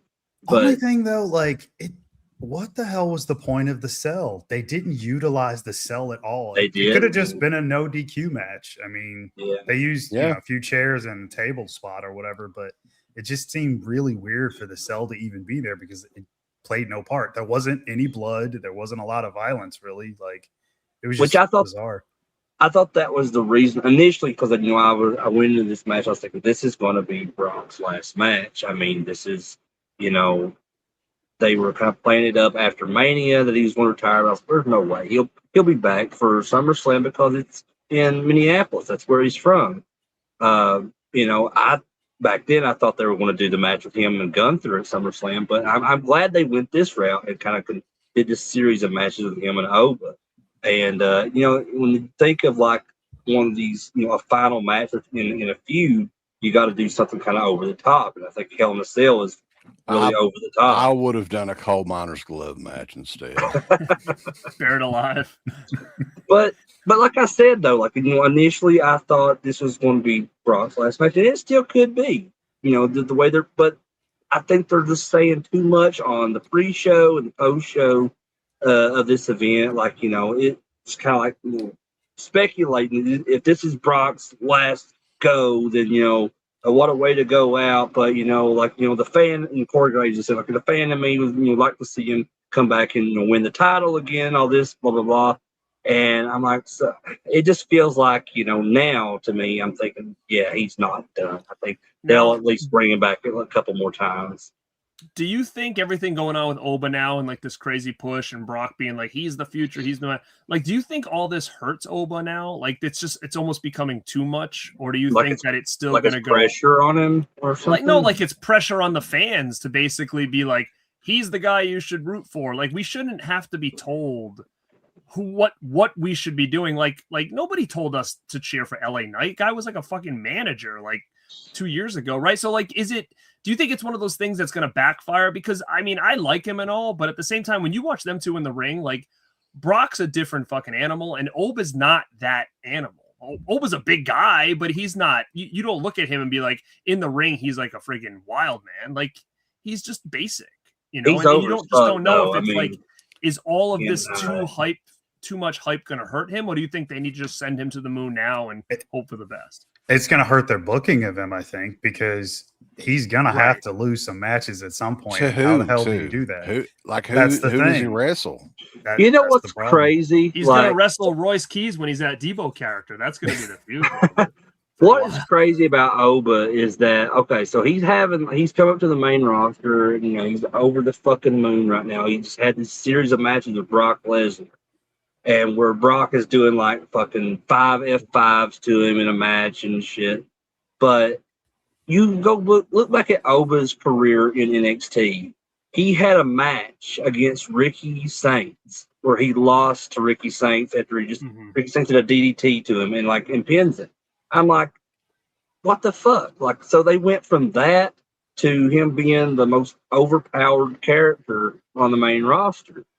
You know what I mean? It doesn't make sense. Yeah, but like Mark said, what do you do? The only thing you do here is he beats Roman, right? Like that's it. Or you just have him doing like Ryback challenges like every week until they figure out. Well, he's got the match with Roman. We already know that. He won it. So it's got, I mean, I guess. Well, I mean, could be Roman, but the thing is, Oba's still not like assigned to Raw or SmackDown.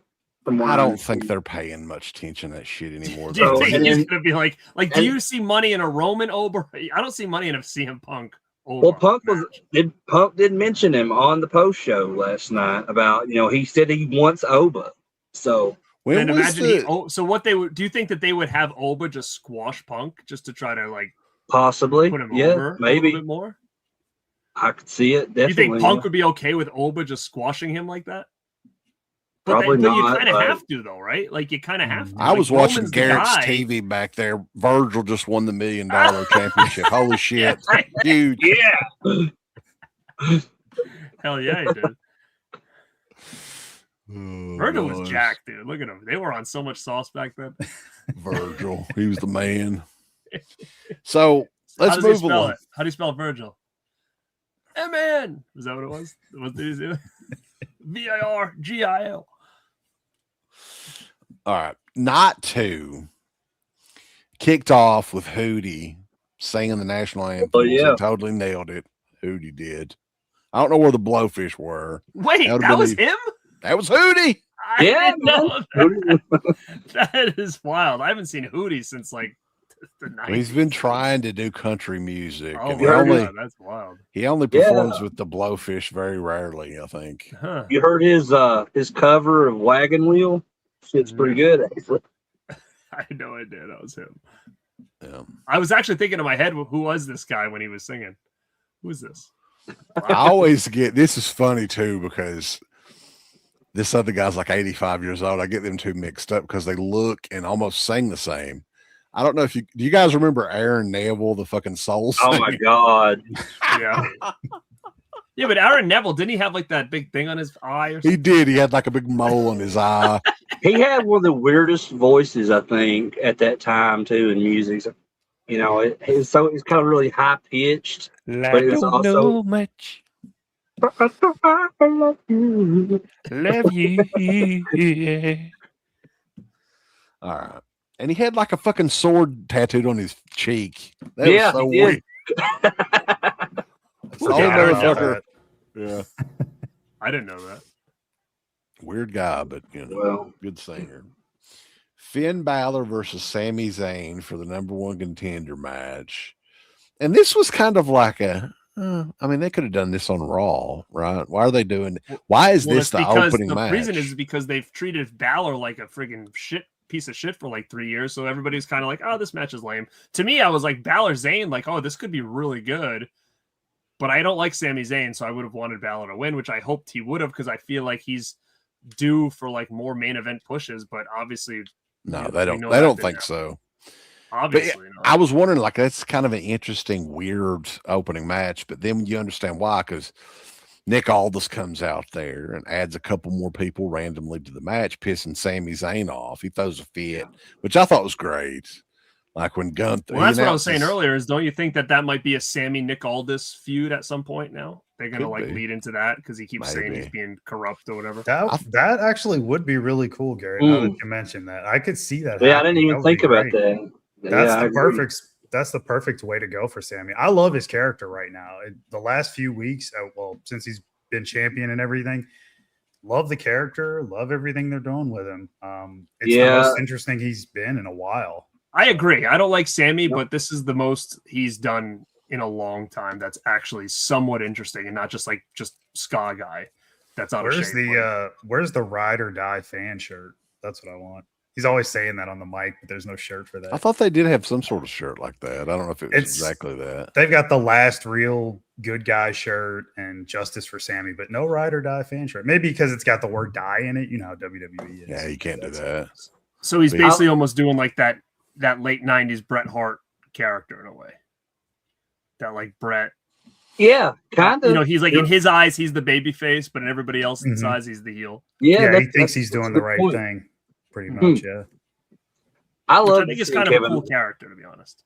Yeah, I love seeing Kevin Owens come back. That I wasn't expecting that at all. Like I had seen something like in the past day or so about he had been at the Performance Center or something down in Florida. He did quite a bit in the match too. Yeah, but I wasn't expecting him to, show up and be in a match on SummerSlam.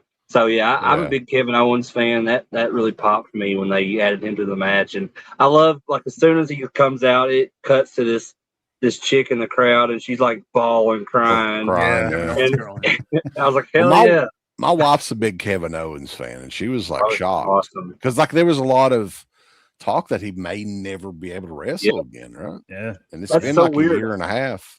Yeah, I just told Candace about that a few nights ago. Because we were talking about because she doesn't really watch wrestling that much anymore, but like she still likes certain wrestlers when she sees them, and she liked Kevin Owens, and we were talking about him, and I was like, yeah, I don't even know if he's going to get to come back and wrestle again because he had like a really serious neck injury, and then like 2 days later he's on SummerSlam wrestling. I'm like, fuck yeah! So that was probably my favorite moment of the whole event. But it was me too. This was a very good surprise. It was unexpected. I thought maybe it was going to be Randy or something, but it was good to see that it was Kevin. I'm glad he's back. I like him. I could have did without Gunther. I mean, I'm honestly, I'm kind of getting tired of him already. Like I don't know. Like Gunther champion at this point to me means like zero. Like I have zero interest in that at all. Where they're still calling him the career killer. Do you think? I just want to bring Brock up one more time. Do you think if Brock does come back for another match, they fucking can't have Gunther beat Brock. Brock, the thing with Gunther now, he doesn't even look intimidating anymore. He's lost so much damn weight. He looks like he doesn't look intimidating at all. He's skinny. He does. I mean, you got to give him credit for losing all that weight, but I mean, he's smaller than he was the littlest one in this match. Like, he does. But I mean, he does look like he would have beat the shit out of him in real life. Yeah, he doesn't have that intimidation factor anymore for sure. And that's why it's in the ring with Brock. Brock's going to make him look ridiculous in size. It's just. Yeah, I liked Gunther as the character in general, but I think he just doesn't have a good look anymore. Like it's not that I would have rather he looked more intimidating as Walter when you think about it. Like now, when he first came in, skinny guy. You got to think how impressive that is, though. Like the body transformation. It's unbelievable. I mean, you don't go from being like one of the biggest guys in the company to one of the thinnest guys. That's insane. He looks great. Like he doesn't have a lot of like loose skin, really. I mean, like. He's in really good shape. I'll give him credit for that. I just don't see it. Just doesn't feel like he doesn't feel intimidating. Even when you saw the graphic of all the guys, he looked probably like 15, 20 pounds heavier in that graphic, and he looked more intimidating. He was still thin, but like when they show the graphic, his neck was thicker. Kind of was like this. Where I feel like now he just kind of looks just like a guy. Like maybe he's losing muscle or something. I don't know. He's just something is just not and.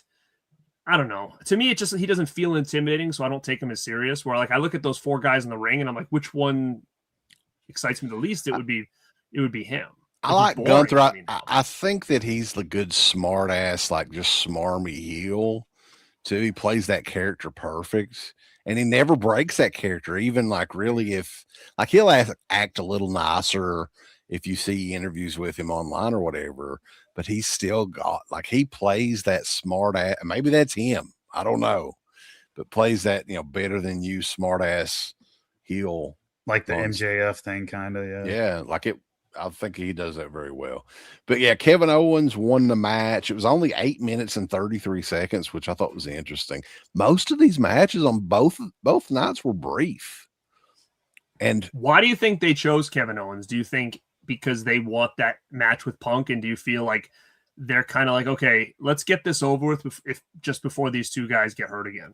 Well, I think it could be like one of those things where they're afraid that like if we don't do this now, we may never get this. And somebody said Punk actually kind of told people, though, guys he wanted to feud with this reign. And I think one of them was like Owens, Zayn, Balor, and something like that. They teased him and Owens when he first came back years ago. I don't know if you guys remember that, but they teased it briefly where they had like this little stare down moment, and it didn't go anywhere, but that was because Owens got hurt.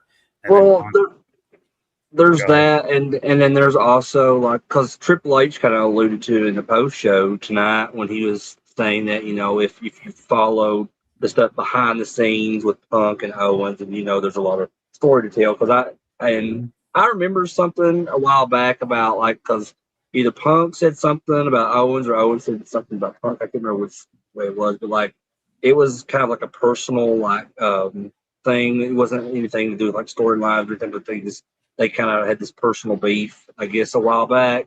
So maybe that's why they wanted to go with Owens, because they want to try to play that story out, on TV, kind of like how they did with the beef between Rollins and Punk, and they were kind of like they threw that into a storyline. And I think, honestly, that really works best for Punk's stories and the feuds that he has. If he's had like a past personal thing with another wrestler and they work together again, they can just kind of they can just kind of use that as a story going forward on screen. I mean, I think the back and forth between those two leading to a match is going to be really good. Yeah, absolutely. So definitely. I think that makes a lot more sense than if they try to throw Oba into the mix. what is the next PLE? Is it the fucking one in Saudi Arabia or what? Maybe it might be Crown Jewel. I'm not sure. I think it might. I think Money in the Bank is October, right? Oh, wait. Money in the Bank is the next one, I think, right? I thought that was October. I think, they moved it because Money in the Bank used to be in July, but I think they moved it to October. I'm not sure then. I know they were advertising Money in the Bank here Somebody recently. in that chat will look it up for us. Are you guys excited about Super Troopers 3, though? Those guys were in there in the front row. They were showing them off. No. Hopping that. No. I'll watch it. I'll watch it for sure. I mean, I've watched the other ones. I've never watched any of them. I think the first movie's great. I think there's some stuff that looks even too dumb for me to watch. But the second one is kind of but I might as well watch the third one just to finish out the series or whatever. It's weird timing, though, to talk about this next match here because there's throwaway matches on both nights. And I'm watching a classic, man.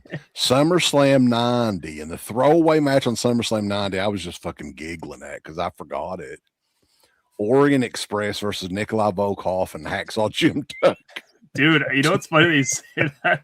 I didn't. I'll send it to you when we're done. I was going by like they had this little like carnival set up like in the next town over, and I was driving by, and there was a big ride or something, and it just said Orient Express. So I took a picture when I was driving by because I thought it was kind of funny. I think in Nicholasville, no, is it? I don't know if it's Georgetown or Nicholasville, Kentucky. There's a Chinese restaurant called Orient Express. Imagine you walk in and play the song. It's so killer. Anyway, Barrett. I don't know. I can't give you. I don't know what to say about any of this right here. I don't know why he's back. I don't know why he's gonna. Again, I don't want these guys to be jobless, but it's just like if you're gonna let X, Y, and Z go because they're you can't pay them, and now you're cutting all these guys' contracts. why are you going to spend money on Baron Corbin? Like, Yeah, he wasn't exactly. anybody that drew you money at all, ever. That's what I don't understand. Yeah. You're going to let these other guys walk? I just had a feeling that he was going to win the title. I don't know why. But why? Has he ever won a title before? Yeah. He won the U.S. title back in like 2017. So this is his second run with it. But it's kind of like when KO came out. Like, I saw him come out and I was like, oh, he's winning the match. And then when I thought about Baron in his match, I'm like, well, he's going to have this match with Trick, like, maybe they take it off of him to like start something. Trick Williams is like white hot still, isn't he? Yeah, I don't understand that either. I was really disappointed when nobody is ever going to give a fuck, good or bad, about Baron Corbin. No, but I feel like Trick Williams is somebody that like they should have him like stay undefeated for a long time, like build this guy up, because I look at him and I say, this could be the future of the company, even I think over Femi at the end of the day. Trick Williams has everything. Yeah, you don't have fucking Baron Corbin.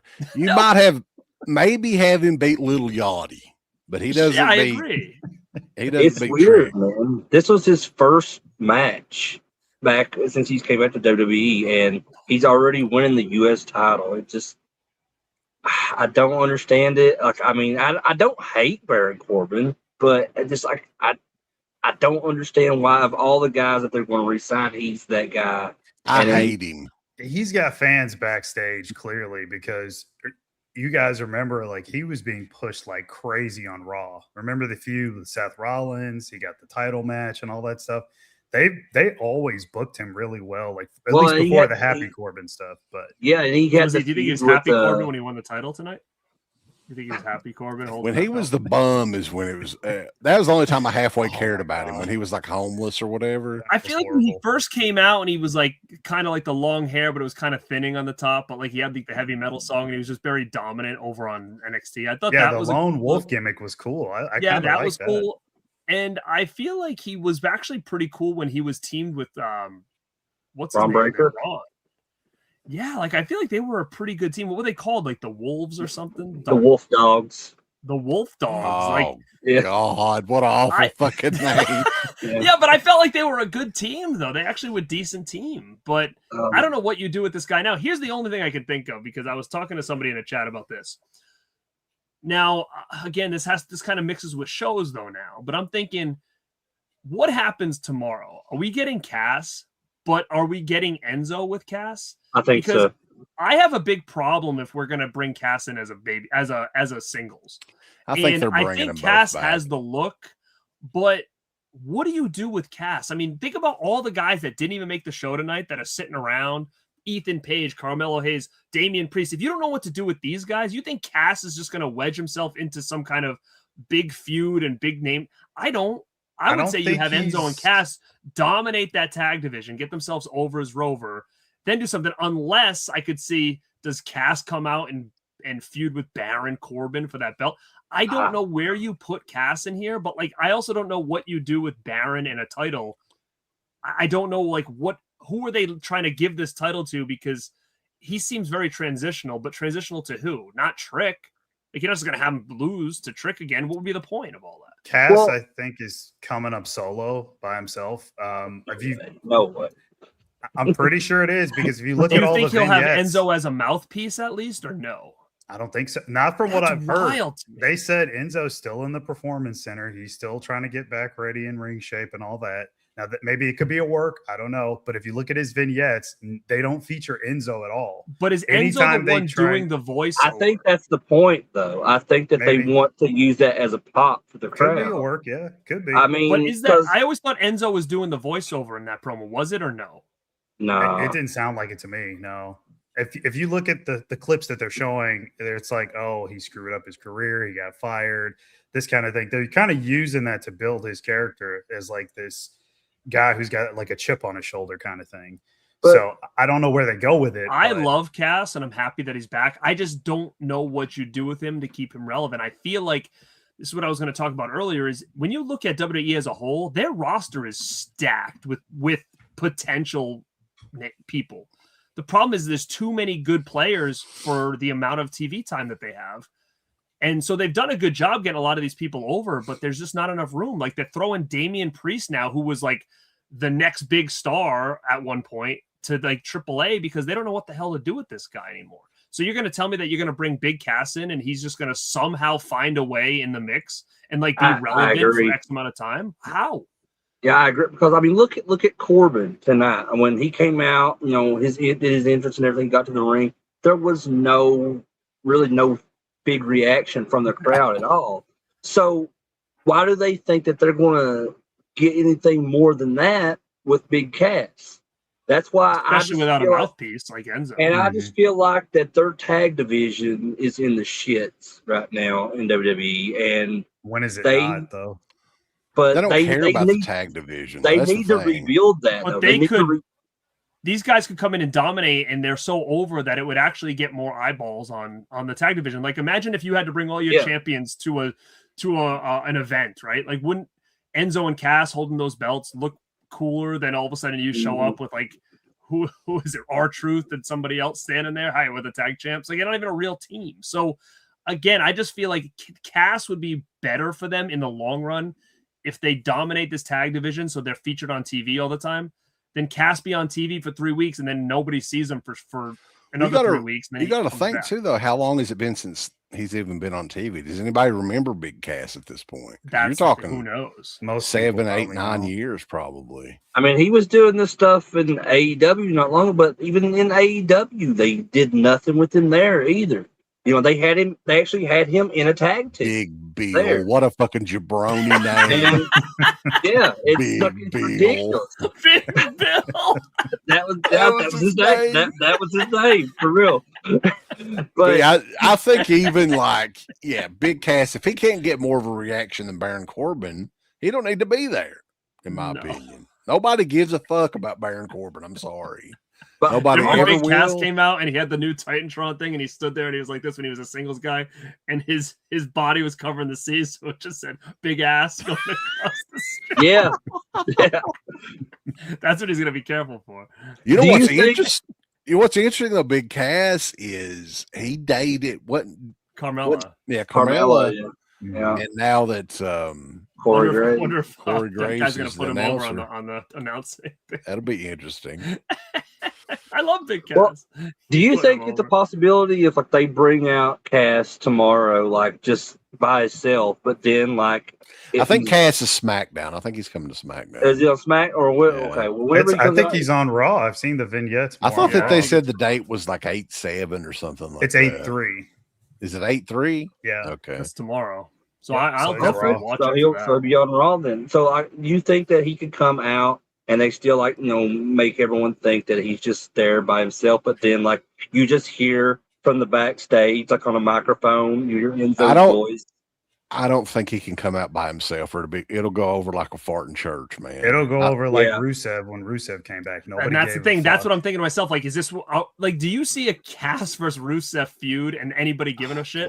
But you could do Cass and Enzo versus Rusev and Paige, and I think that would add a little bit of steam to that feud if you kind of just mix them both in.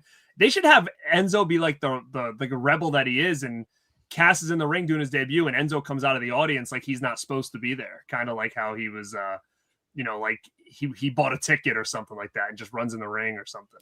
I think Enzo could do, even if they didn't have them both wrestle, it would work if Enzo was like the mouthpiece. I agree. Yeah. I would take him as a mouthpiece than not there at all, because I don't think Cass is going to get himself over by himself. No, I don't think so either. I don't see him in even a mid-card title picture. I don't see that appeal. I think if he's going to do anything with him, it needs to be, with Enzo or some kind of tag team thing. Because I have not seen a team like Enzo and Cass that were that naturally over in a long ass time. In any company, really. I mean, those guys came out like they were over, like they were like Cena level. Whenever they came out with like these little like fake wrestling buddies that were at FYE, and it was Cena, Roman, and Kaz and Enzo. Like, think about that. Those were the four that they had there. And I was always thinking to myself, like, wow, those guys are really over, that they're like in the same, Man, when those dudes were in NXT, like they're really the reason that NXT got put on the map for like the longest time, because You know, they had not seen a tag team with that much charisma in forever. So those guys were quickly, brought up to the main You don't think they roster. put Carmelo back with them? No way. Yeah, even on NXT when Enzo was hurt, you guys remember that he had like the wheelchair with the dice Yes. and the mirror and all that. That was great. Yeah, it's. I hope that we see Enzo. I hope he's not still being like blackballed, but it's weird because Enzo was rumored to be signed before Cass was even let go from AEW. So I don't know why all of a sudden he would just not be around for any of this. Yeah, I think they're just tricking people. I don't Yep. think that you can Could be a debut. word. I don't But think do you can think they're debut him by using himself. Enzo as the like? It's funny to me that like they would use him as the surprise. Like, do you feel like he was that over that he would be a cool surprise? He was the reason that team was over. I think Yeah, so I too. didn't realize that because I mean, agree with you, but I there's feel like he just got he had a lot of backstage heat that I just don't know if it's kind of followed him. there's But I for heard sure he's going to changed be a lot too. there's for sure going to be a lot of new fans and young kids and stuff that's not going to know who they are. Especially Cass. I mean, even with the vignettes they've been showing of Cass, I'm sure there's a lot of fans like, who the fuck is this guy? But I don't know. I guess we'll find out. All right, continuing on though, because we've got a few more matches on not to. Tiffany Stratton versus Jade Cargill versus Chelsea Green versus Lash Legend versus Charlotte Flair in a ladder match for the women's. It's an interim championship, right? Because what's the deal with Rhea Ripley? She's hurt again or something, Mm-hmm. and evidently she's going to be out a while. I hate this interim title bullshit. I mean, if they should have just took the title off of Rhea. So wait, so what does this mean now? I haven't been following this. So this is the champion until she gets back? Yeah, so they did this in AEW at one time too. Like they did like an interim world champion or something like that. And so like whenever the current wrestle, champion right? comes back, they do it, and then they whatever, they combine the titles or whatever. But I hate that shit. I think it's so stupid. It's just a waste of time. They should have just took the title off Rhea, and then whoever won this would be the new champion. Well, I'll tell you this: out of all the matches tonight, this was the one that had the best finish that they could have had. I think the right person here won. I don't see Chelsea Green has earned this spot so hard over the last couple of years. She's put up with a lot of shit. She's over by herself. She's always been over, and the fact that now she's being rewarded for that, like I'm happy, and I hope this isn't just like, Rhea comes back and squashes her in 2 seconds. Like, I hope that she can actually make this work because she's a great character, good wrestler. And I think that people are starting to kind of like her. I think she's naturally getting over where she's going to probably have some kind of babyface turn, or she's going to be that like heel that everybody cheers for. So I'm happy for this. I don't think she's a heel now though, really. No, she's like a tweener. I think she's doing like the stuff with Tiffany Stratton right now, but and she's, they're billing her as a face, but she's also kind of has like little heel remarks. She just has that same personality she really had when she was doing like when she was the U.S. champion, and she had like Alba Fire and Piper Niven with her. But I love Chelsea. I think, whether she's face, she's heel, whatever she is, she's super entertaining, and any character that she plays. I did think Chelsea was like possibly. I was thinking it was either Chelsea, Tiffany Stratton, or hopefully to God it wasn't going to be Charlotte, because that place would have booed her out of the building if she won that belt again. Yeah. But I didn't think Tiffany was going to win. I mean, I know they were kind of like indicating that she might win because she was like, that was her hometown or whatever. But she's the women's U.S. champion. I was like, I don't want to see her holding 2 belts. Yeah, but nobody really gives a fuck about the women's. Like, I don't even know why they have that belt. Why does that belt exist? I don't know. But what do you think about like what they're doing with Jade? Like, I like Jade, I really do, but she's a shitty wrestler. She's probably never going to get any better. But there's nobody else that looks like her. I think for her look and her character, she plays a good character. She's a good asshole. I don't think she could be a babyface. I don't think she works as a babyface. I think she does enough with her look to where they'll keep her around. Oh, Yeah. 100%. Yeah, for sure. They'll definitely keep her around. She's reached her peak as far as in ring. Like it's been so long. I don't think she's going to get any better. She's again, her look, her mic skills are good enough. Her character's good enough. It's just that in ring, they book her correctly. Like she can work fine. There's been a lot of people that are worse in the ring than her. Lash is similar. She's got a different look. She's fucking huge. Like that's the big thing. She's a big. I like Lash. She's cool. And they've been trying with her for years and years and years, though. She's another one that I don't know how much better she's going to get. Dude, did you see that fucking like power bomb or whatever she did at Tiffany Stratton on the ladder in this match? Yeah. That looked bad. That looked like that hurt like hell, dude. Yeah. But yeah, I think we all agree, Chelsea. It's a good choice, and I'm interested in seeing where they go with that. Yeah, it's cool that she was on the post show talking, and she dedicated her win to Michael Hayes. All right, so this one, this is the one everybody's waiting for. The Human Money's on a pole match. Fuck yeah! This is when I started to kind of chime out a little bit. So I like caught pieces of it, but I don't really know how the match ended or anything like that. Which we kind of knew this is going to be kind of a comedy match. But what happens now? Is it over, or is like now this feud just continues? I think it's over. Yeah, I think it's done. They're throwing the monies out in the crowd. The money's just gone. Okay. I don't want Raw to come on tomorrow and then be attacking them saying, "Where's my money?" Like I just think that seems like a very AI like storyline to me. I think that they gotta focus on Dom and the AAA stuff now because they got that big Triple Mania event coming up in September. So yeah, I think the stuff with Danhausen is done between him and the Judgment Day. That is, but like now, really, I think other than like Dom, I don't think anybody really cares about Eddie McDonough. I don't think anybody cares about Joe Henry either. That guy's he's going to be future endeavored very soon. Yeah, no, I think his time is done too. Like I think he was an entrance and that's about it and the thing is too, now they don't even give him an entrance half the time anymore. So what was working for that guy, it doesn't even exist. So now he's just like guitar playing regular guy. And I don't see him going. And that's my point though. This guy was one of the most over guys in all of wrestling.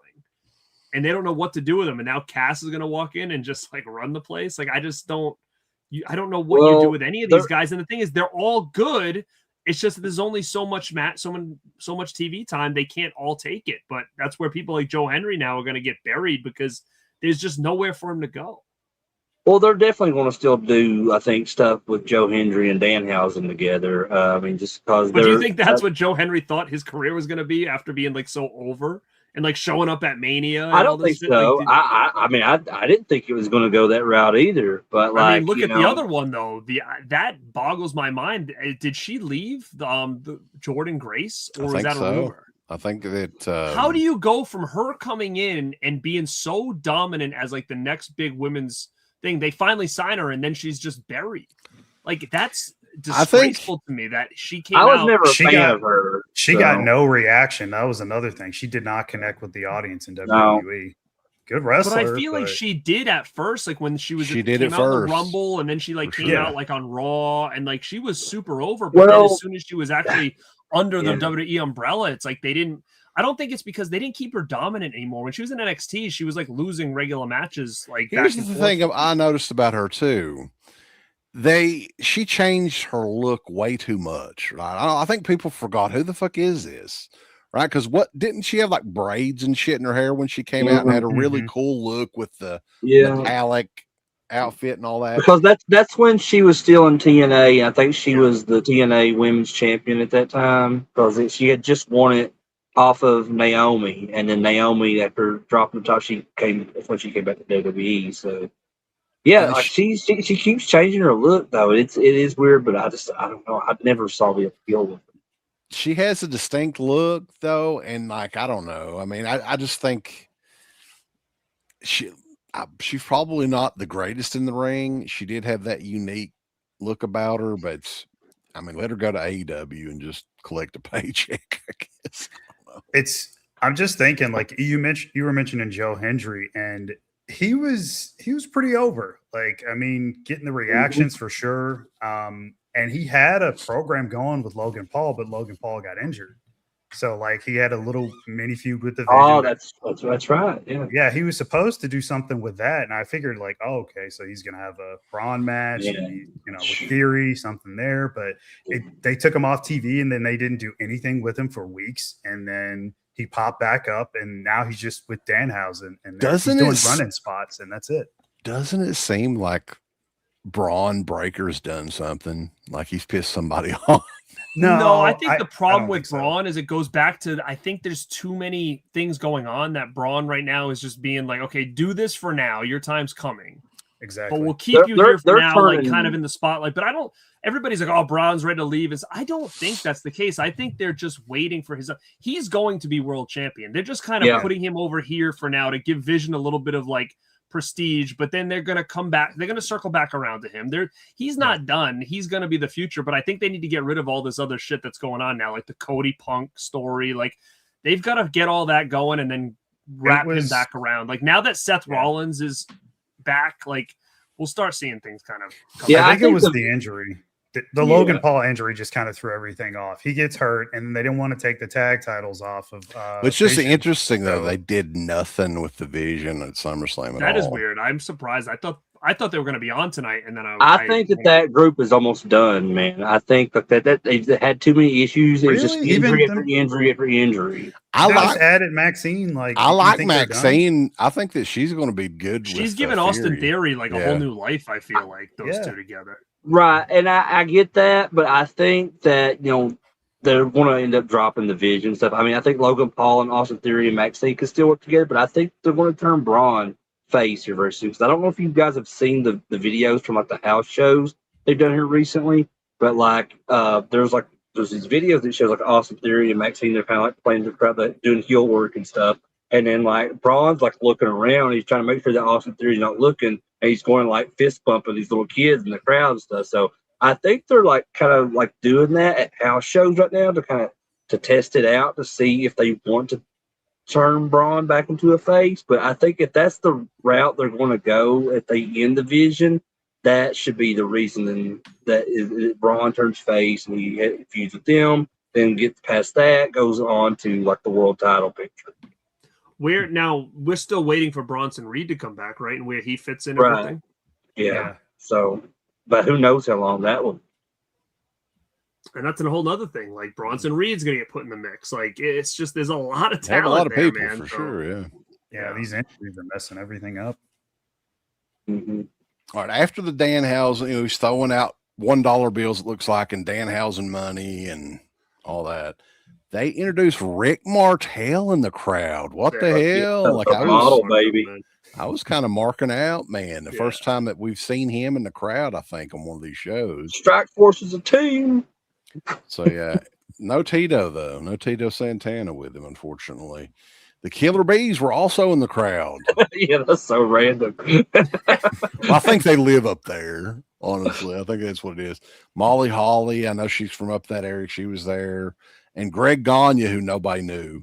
Like, who the fuck's that? Yeah. But yeah, a lot of people were looking forward to this match, man. And a buddy of mine and I were talking about that AAA match again. And I think that the Grande Americano match for AAA back, a couple months ago at this point now, almost, that opened up people's eyes quite a bit. I think that match itself really to Chad Gable, and I think people are they're pushing him to the moon at this point, maybe even too fast. What do you guys think? I think he deserves it, man. I'm 100% behind whatever they want to do with this guy. I'm glad they're doing it. I'm glad they didn't just like it was a one and done and then he's back like being Chad Gable. I'm glad that he's moving up that ladder again. Like, guy deserves it, man. He's a little short, but he's jacked. He's a freaking fantastic wrestler. He's got great charisma. He's good on the mic. Like, let this guy go. Like, I think this is great. I'll be honest. I didn't see the end of this match, so I don't know who won. I'm assuming him. Chad won the big celebration. They were chugging the mug root beer afterwards. Yep. He's like a little angle of 2026, and I'm 100% down with that. If they want to make him like the kind of, I'm 100% down with that. They brought, Chad's family, his wife and kids, and his mom and dad.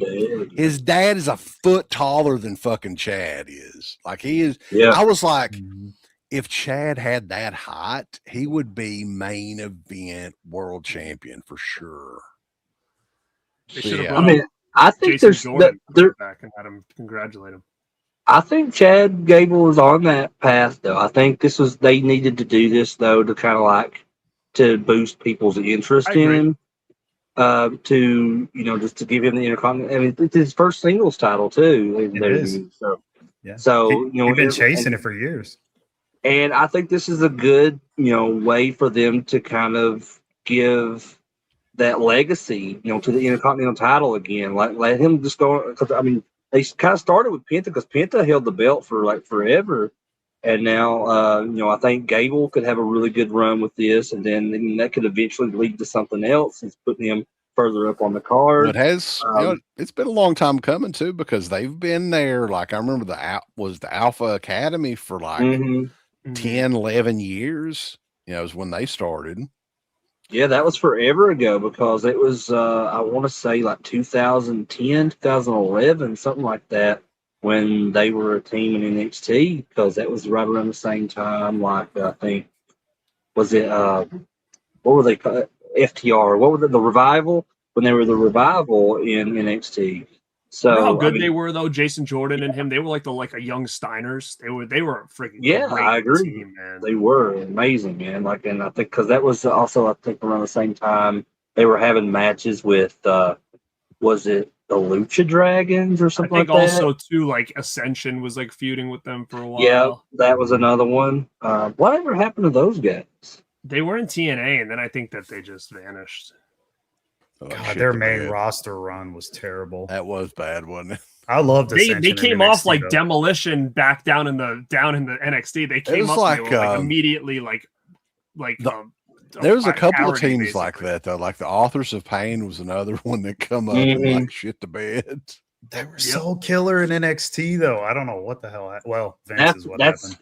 That's just that's a pattern that's not quit for years, though. If you look when they brought them back again, right? They were like they fired them before and then brought them back a second time. Yeah, with again, Karrion Kross and all that. What was it called? The Testament or something? Final Testament. Final Testament. Yeah, it's a long lost 80s slasher movie. I would have brought Karrion Kross back before I brought Baron Corbin back. I was thinking the same thing, man, because they were all in that MLW. Promotion together. It's like because Matt Riddle's over there. Killer Cross is the champion, I think, right now over there. He's draped in gold. He's got I saw the dude on Instagram. He's got like 50 belts on him. I'm like, good for you. Yeah. But yeah, I thought the same thing, Garrett. I was like, why didn't they not bring back Cross instead of Baron Corbin? It would make more sense, especially with the Sami Zayn stuff too. Like with the character. Yeah, that they're kind of giving this character that Sami has now. It would just play more into all that stuff that he was doing with Cross, back a while back whenever he was there. But they may still do that. Who knows? Also, at the end of that match, they had the mascot from the Mug Root Beer with the dog and everything, and I was almost thinking for a second maybe there's somebody. I did too. I thought he was going to lay him out. Because he was like jumping on the ropes and shit, like he knew what he was doing in the ring. And I was like, but it led to nothing. He chugged down a couple of Mug Root Beers, and it was. And the dude in the costume, in the mask or whatever. He was kind of skinny, so I thought it might have been Gunther for a second. Oh no, the whole show's just Gunther. Now Gunther's in an outfit with a root beer up. His third segment on SummerSlam. Yeah. That'd been so funny. I'm happy for Gable, and I'm glad he's in the spot he is. And you know what? It actually makes me feel good because, man, I love when the Intercontinental title is on like a legit player, someone that's moving up the ranks. Like I still that for some reason still works for me. Like I like to see the IC belt taken seriously and have like good competitive matches for it. And like on this right now, it was just Mr. Perfect versus Bret Hart, and Bret Hart won, and that was kind of like the beginning of his singles rise. So. I miss that IC belt, meaning like, hey, these are the guys that are kind of up and coming. And I hope that Gable can kind of do that. You know, I'm sure he's probably going to feud with Ethan Page for a while. I think that's probably going to be where he's going. I agree. I hate that IC belt, the look of that belt. I'm not a fan. Nah, they just got to go back to the old white one. That's what they should do. They should have that's the problem. The women's championships are white, so it just doesn't make any sense, you know? Like, how about the aqua blue or the teal blue? That was a cool one, too. It could be a black belt. I don't care. It'd be the yellow was cool. They had that yellow one. I mean, Trick Williams' U.S. title belt had like white fur. I hate that. I was all for him getting a custom title just because of like the run, how over he is and everything, but like just the fur and it's white. Yeah, it probably looks silly too, like when he was like out in public and stuff. Yeah, it's like he skinned a Yeti or something. How the hell do you keep that thing clean? Like all the oil. He didn't have it long enough to worry about it, I don't guess. That's true. The main event, though, and we're going to talk about this one because, like, hopefully this is the end. Because these guys have wrestled enough. I think people are done. And ultimately, like, I guess they didn't have any other option for Roman Reigns for this pay-per-view. But Seth Rollins versus Roman Reigns for the World Heavyweight Championship. They just did something similar to this a couple of years ago with the teasing the whole Shield thing and talking about their history together and all this. So I guess they, with the ends, they did their fist bump and everything. Hopefully, at least for a few years, this may be it. I think this is it. Yeah, I think, and I think this is the best match on the entire SummerSlam. I agree, and I think I was shocked that this match was so good, and I think this is the best match they've ever had together too. Yep. And I don't know if it was the story, if it was kind of the ending it was the climax of their history together. But I actually thought they did a hell of a job here. It was good to see it wasn't interference central. I mean, they actually went out there and put on a good match. I will admit that. And it was the pacing of everything too. Nothing felt like it was rushed or super laid out or anything. Like these guys have been doing it for a long time, and there's not a lot of matches, but most of Roman's matches are like this, where it's like an old school main event match, where it has that feel to it, right? The build. Yeah. Does anybody know who produced this match? No, but it'd be interesting to know. Because I thought it was super well put together. I mean, I know since someone commented 20 false finishes, but like that to me, that's one of the most entertaining things about wrestling matches. Is like, when they're using each other's finishers or they're like paying homage, like they did a couple Dean Ambrose moves in the match, and that was great. I love that. They even did the Shield power bombs to each other through both of the announce tables, and just it was the best match I think that these two have ever had with one another. They gave them a long time too. It's like over 30 minutes. So. And I feel like because it was so long and just so well produced and everything, I think this could be it. Because I mean, they wouldn't make such a big deal out of that if they weren't like done with these guys. Because what else can they really do? Like if they're closing this chapter, like the whole Shield stuff, and they did like after the match was over, they kind of like made amends, and then before the match was even over, like you had Roman with a chair, like he was going to get Seth back from all those years ago, but he just throws it away. He's like, no, I don't need this. I need to let that go. Mm-hmm. So, but beyond this, if they do make these guys work together again, what story could they tell? Because I think it's done. I mean, I think if Ambrose comes back at some point, that might be the only reason to get these guys back together. But other than that, he's not coming back. No way. He's got it too good over there. And Roman even made that comment like after the match when Jackie Redmond was interviewing him outside the ring, and he makes a comment saying like, for those who were too scared to stay and ran away, me and Seth held the fort down. So he was throwing some shade to Moxley there. I think if he does come back, it'll be like towards the end of his career. He's just got it so good in AEW. I think he's got carte blanche to do whatever he wants. Yeah, he can do whatever he wants, and all the shitty garbage match stuff and all that. As long as he hugs Khan every once in a while, I think he can do whatever. Yeah, I think that's basically what it is. But yeah, I mean, I just want to write real quick because you said throwaway matches. Greg Valentine versus IRS is that's a good throwaway match. 91 SummerSlam. All of them around that period had throwaway matches too. Like, you remember the WrestleMania with Crush and Smash versus those fucking Japanese guys. Yeah. Well, that was what the supposed fuck to, is that? that was a whole like I read a whole thing on that. It was supposed to be Demolition versus Legion of Doom, and the Japanese guys were supposed to be against I think Power and Glory, and then something happened where they flipped them at the end and like flipped them on like so then it ended up being like LOD versus Power and Glory and like Demo versus those guys. But originally the initial card was supposed to be the opposite. So I don't know if they couldn't figure out like nobody wanted to put each other over or whatever it was, but something happened. But you look at back and you're like, man, if that would have made so much sense to have Demolition versus LOD. Like they missed that whole opportunity to have that as in a big event, and that was a WrestleMania, right? So yeah, I don't know what went down with that. I think maybe they wanted the big tag match to be the Nasty Boys and the Hart Foundation. Maybe I don't know, because that was that was a killer match. That would actually make for a really good video to do for you guys to do, like best throwaway pay-per-view matches or something. Or one. I know what else I like. I also like what ifs. Like there's so many what ifs that we missed, like Hogan Flair. Like.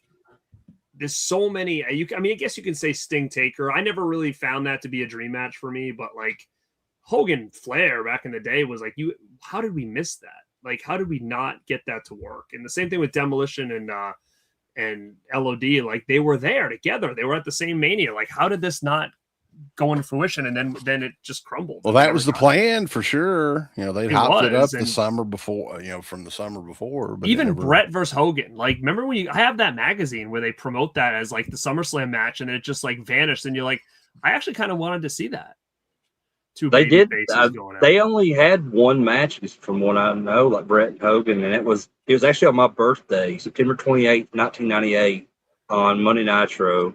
And it was like a terrible, terrible match. Well, yeah, I mean, at that point, seeing them in '93 would have been really cool, but that didn't happen either. So yeah, the whole WCW stanker in that time period they probably didn't give a fuck either.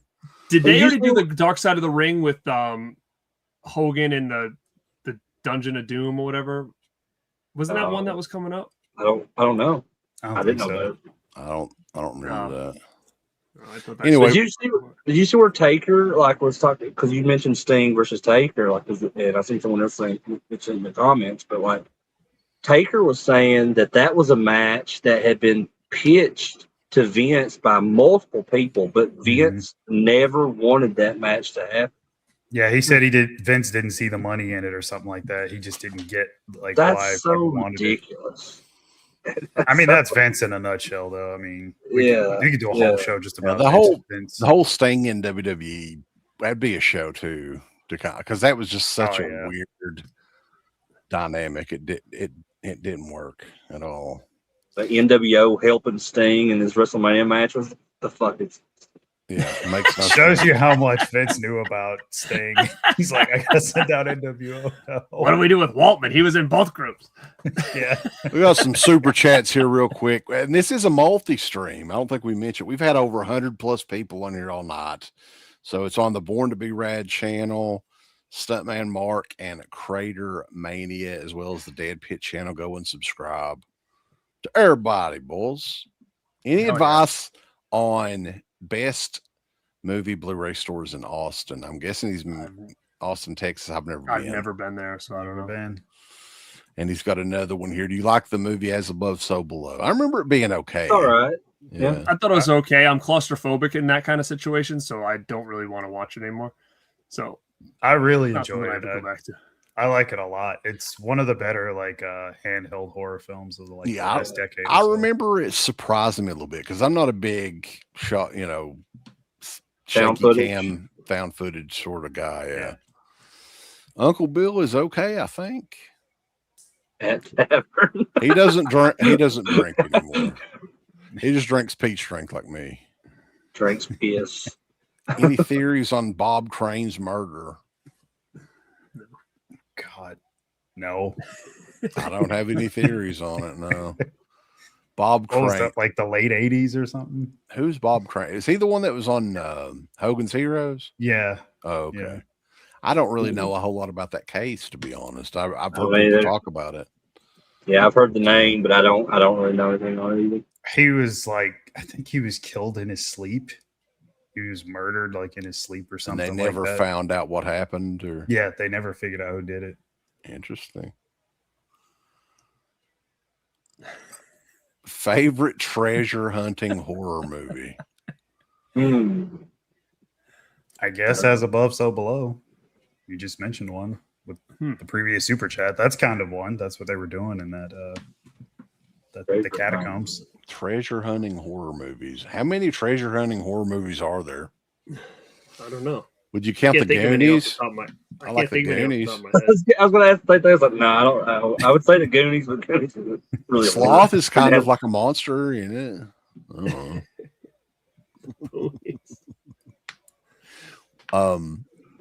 It is a work night, though. Everybody's got to go to work or get up and do something tomorrow. So we appreciate everybody tuning in and everything. Garrett, what do you got coming up? I know you're doing stuff on a semi-daily basis, it seems like at this point. No, I do like 2 videos and a live every week. So usually you'll get 3 videos from me at some That's point. quite a bit. What do you got coming up? So I dropped today. People really like my series talking about movies that I have in my collection that have not received any kind of Blu-ray or 4K edition yet. So something that's either stuck on DVD or VHS. So I just dropped that one. I actually dropped one that I find is one of my favorite ones I've ever done. And that's talking about as a kid, like some of the scenes in specific movies I saw that would be considered gateways that actually kind of traumatized me and got me kind of into the genre of horror. Like these could be, maybe I caught a horror movie at a young age that was on just TV, or movies that were supposed to be for kids that had scary scenes in them. So I kind of talk about the individual scene, not necessarily the movie. So I really am happy with that video. So if anybody is interested in that stuff, go check it out. And I definitely want to get your feedback and comments about things or scenes from movies or shows that traumatized you as a kid. Because I know if you grew up in the 80s like me, you have specific things. Maybe you grew up on the 90s and there's other things that you that did it to you. So I kind of want to learn about that because I'm hoping to do a sequel. But when it comes to this show, man, I think as a whole, I think tonight was better than last night. And I think as a whole, I think it was above average for a SummerSlam. But when you look at that card on paper, it's strong as hell. Like those, like it goes back to the roster is stacked right now, which is not a bad thing. It's just, it's hard to kind of give everybody a push. That's the tough part now. Is just being creative around that. And I know people were giving Triple H shit on the post show saying like, what about, these guys that are bitching online that they're not on the show? And he kind of was kind of a douche about it, I guess. And he was like, well, work harder, and I get it. But, you say that and I understand what he's saying. Like, are you more over than this guy? Then you'd be on the show. I get it. But like you say work harder. And then you look at LA Knight and you're like, nah, dude, you're holding that guy back. That guy is over and he's been over. So like sometimes when he says these things, it's kind of like, yeah, people can only go so far. But if you have some kind of issue with them, they ain't going above and beyond. Yeah. No it's like a big fuck you. And people are posting video pictures about why LA Knight's not getting over. Did you see the ones that he was supposedly dating Becky Lynch? So like people are like, oh, maybe Rollins is like not letting him get forward or go any farther or whatever. And I was like, I didn't know he did. But do you think that that's part of it though? That's kind of like maybe they are doing something, building something for LA Knight, and they're just doing that to kind of like because they know they sure are taking their fucking time though.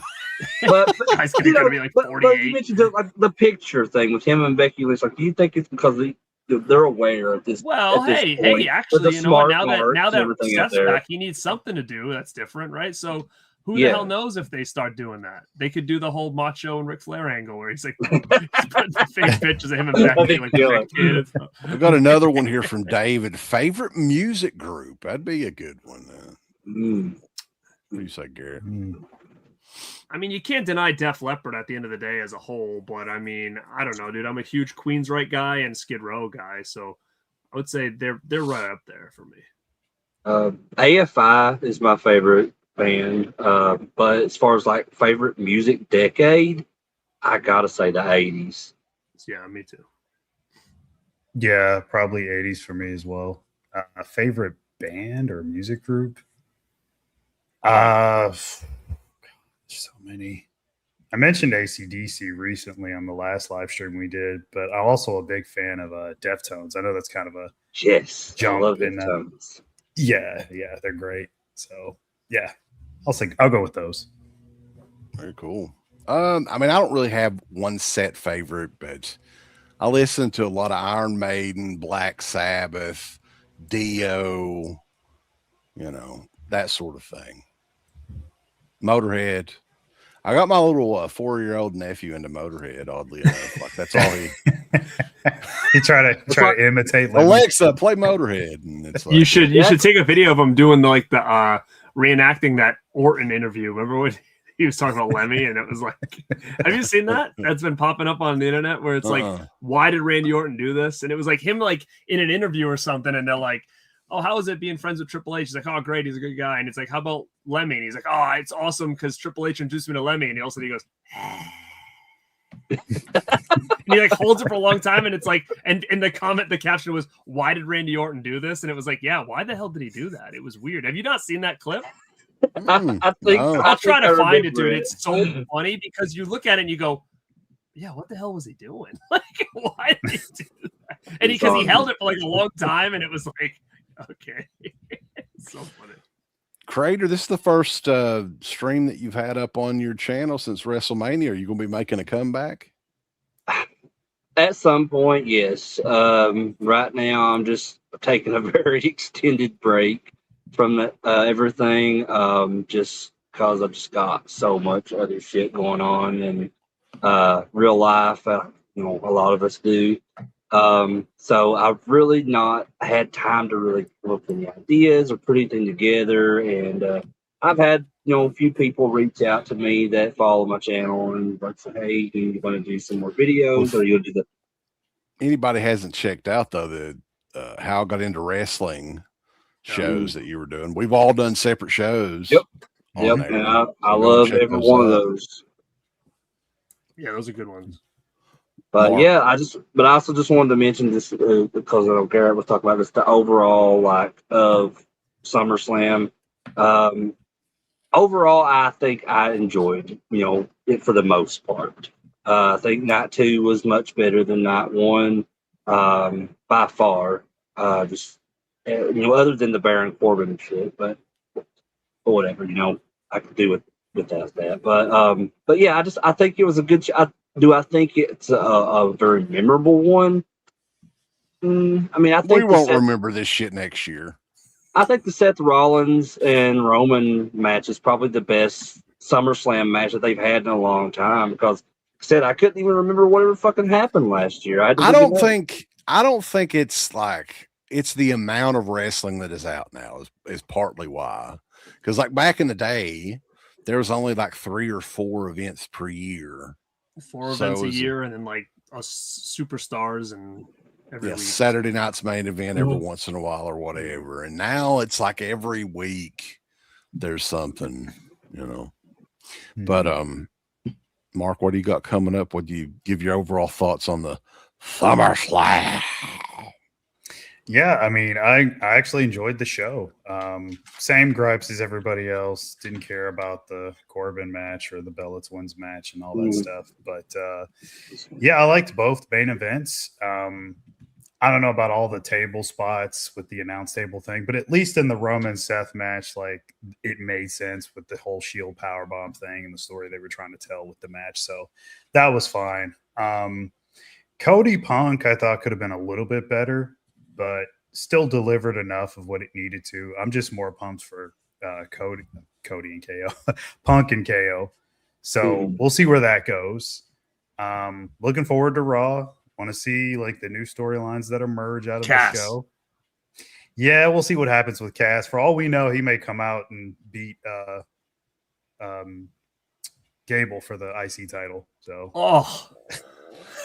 you don't say that. I wouldn't be shocked. They gave the belt to Baron Corbin. Anything could happen. Exactly.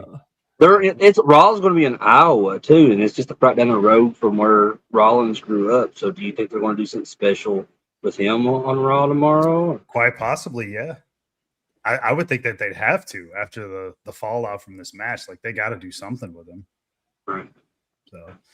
Yeah, we'll see. As far as on the channel, I was going to do a live stream tonight, but it's already super late. So I will do one probably in the middle of the week. Do one at 6 o'clock in the morning tomorrow. You can do that. God, no. Early. No. Anybody that streams that early? I wonder. I'm not sure. I'm sure. I sure as hell won't. But yeah, it'll be a stream on the convention that I was just at this weekend. I'll be showing all the stuff I got signed, shit like that. And then probably another video on an unboxing that I need to do. I got a gift from a subscriber, so I'll be showing that off too. Cool. And yeah, Friday Night Lives on Friday.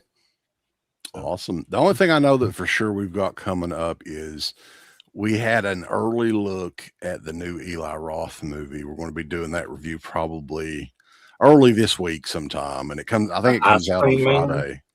The Ice Cream Man. And I'm kind of excited to talk about that because it is Eli, right? He won't do a fucking interview with us. Garrett, I don't know if I told you about this. We thought we were going to get the interview with Eli Roth, right? The PR people. We got every motherfucker that was doing interviews for that except for Eli Roth. No way. We got offered, and I was like, no, I don't know who the fuck that is.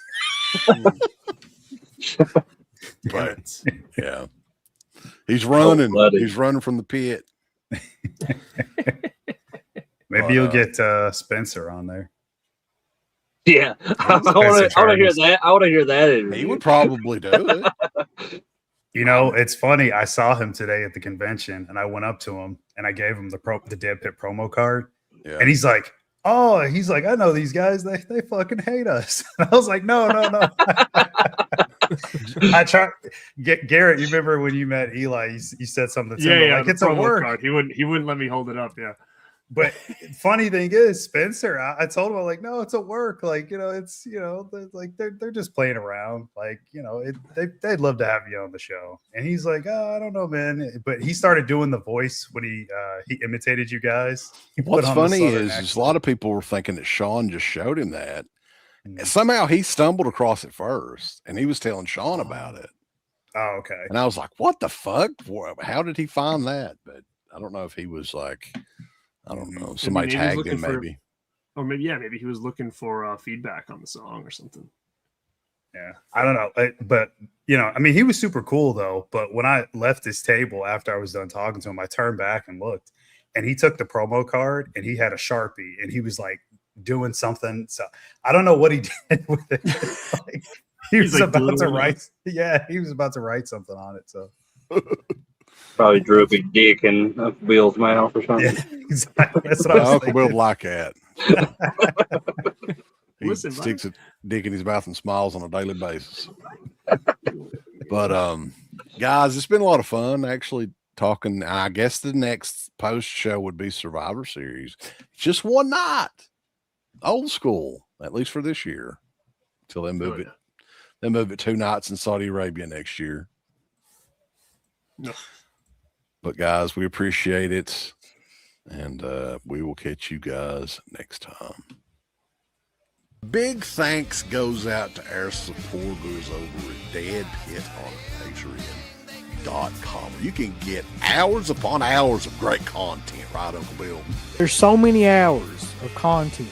We've got reviews, we've got songs, we've got live streams, we've got exclusive streams, we've got non-exclusive streams, we've got streams with all kinds of celebrities and all kinds of different old shows from the past podcast, the initial incarnation of the show.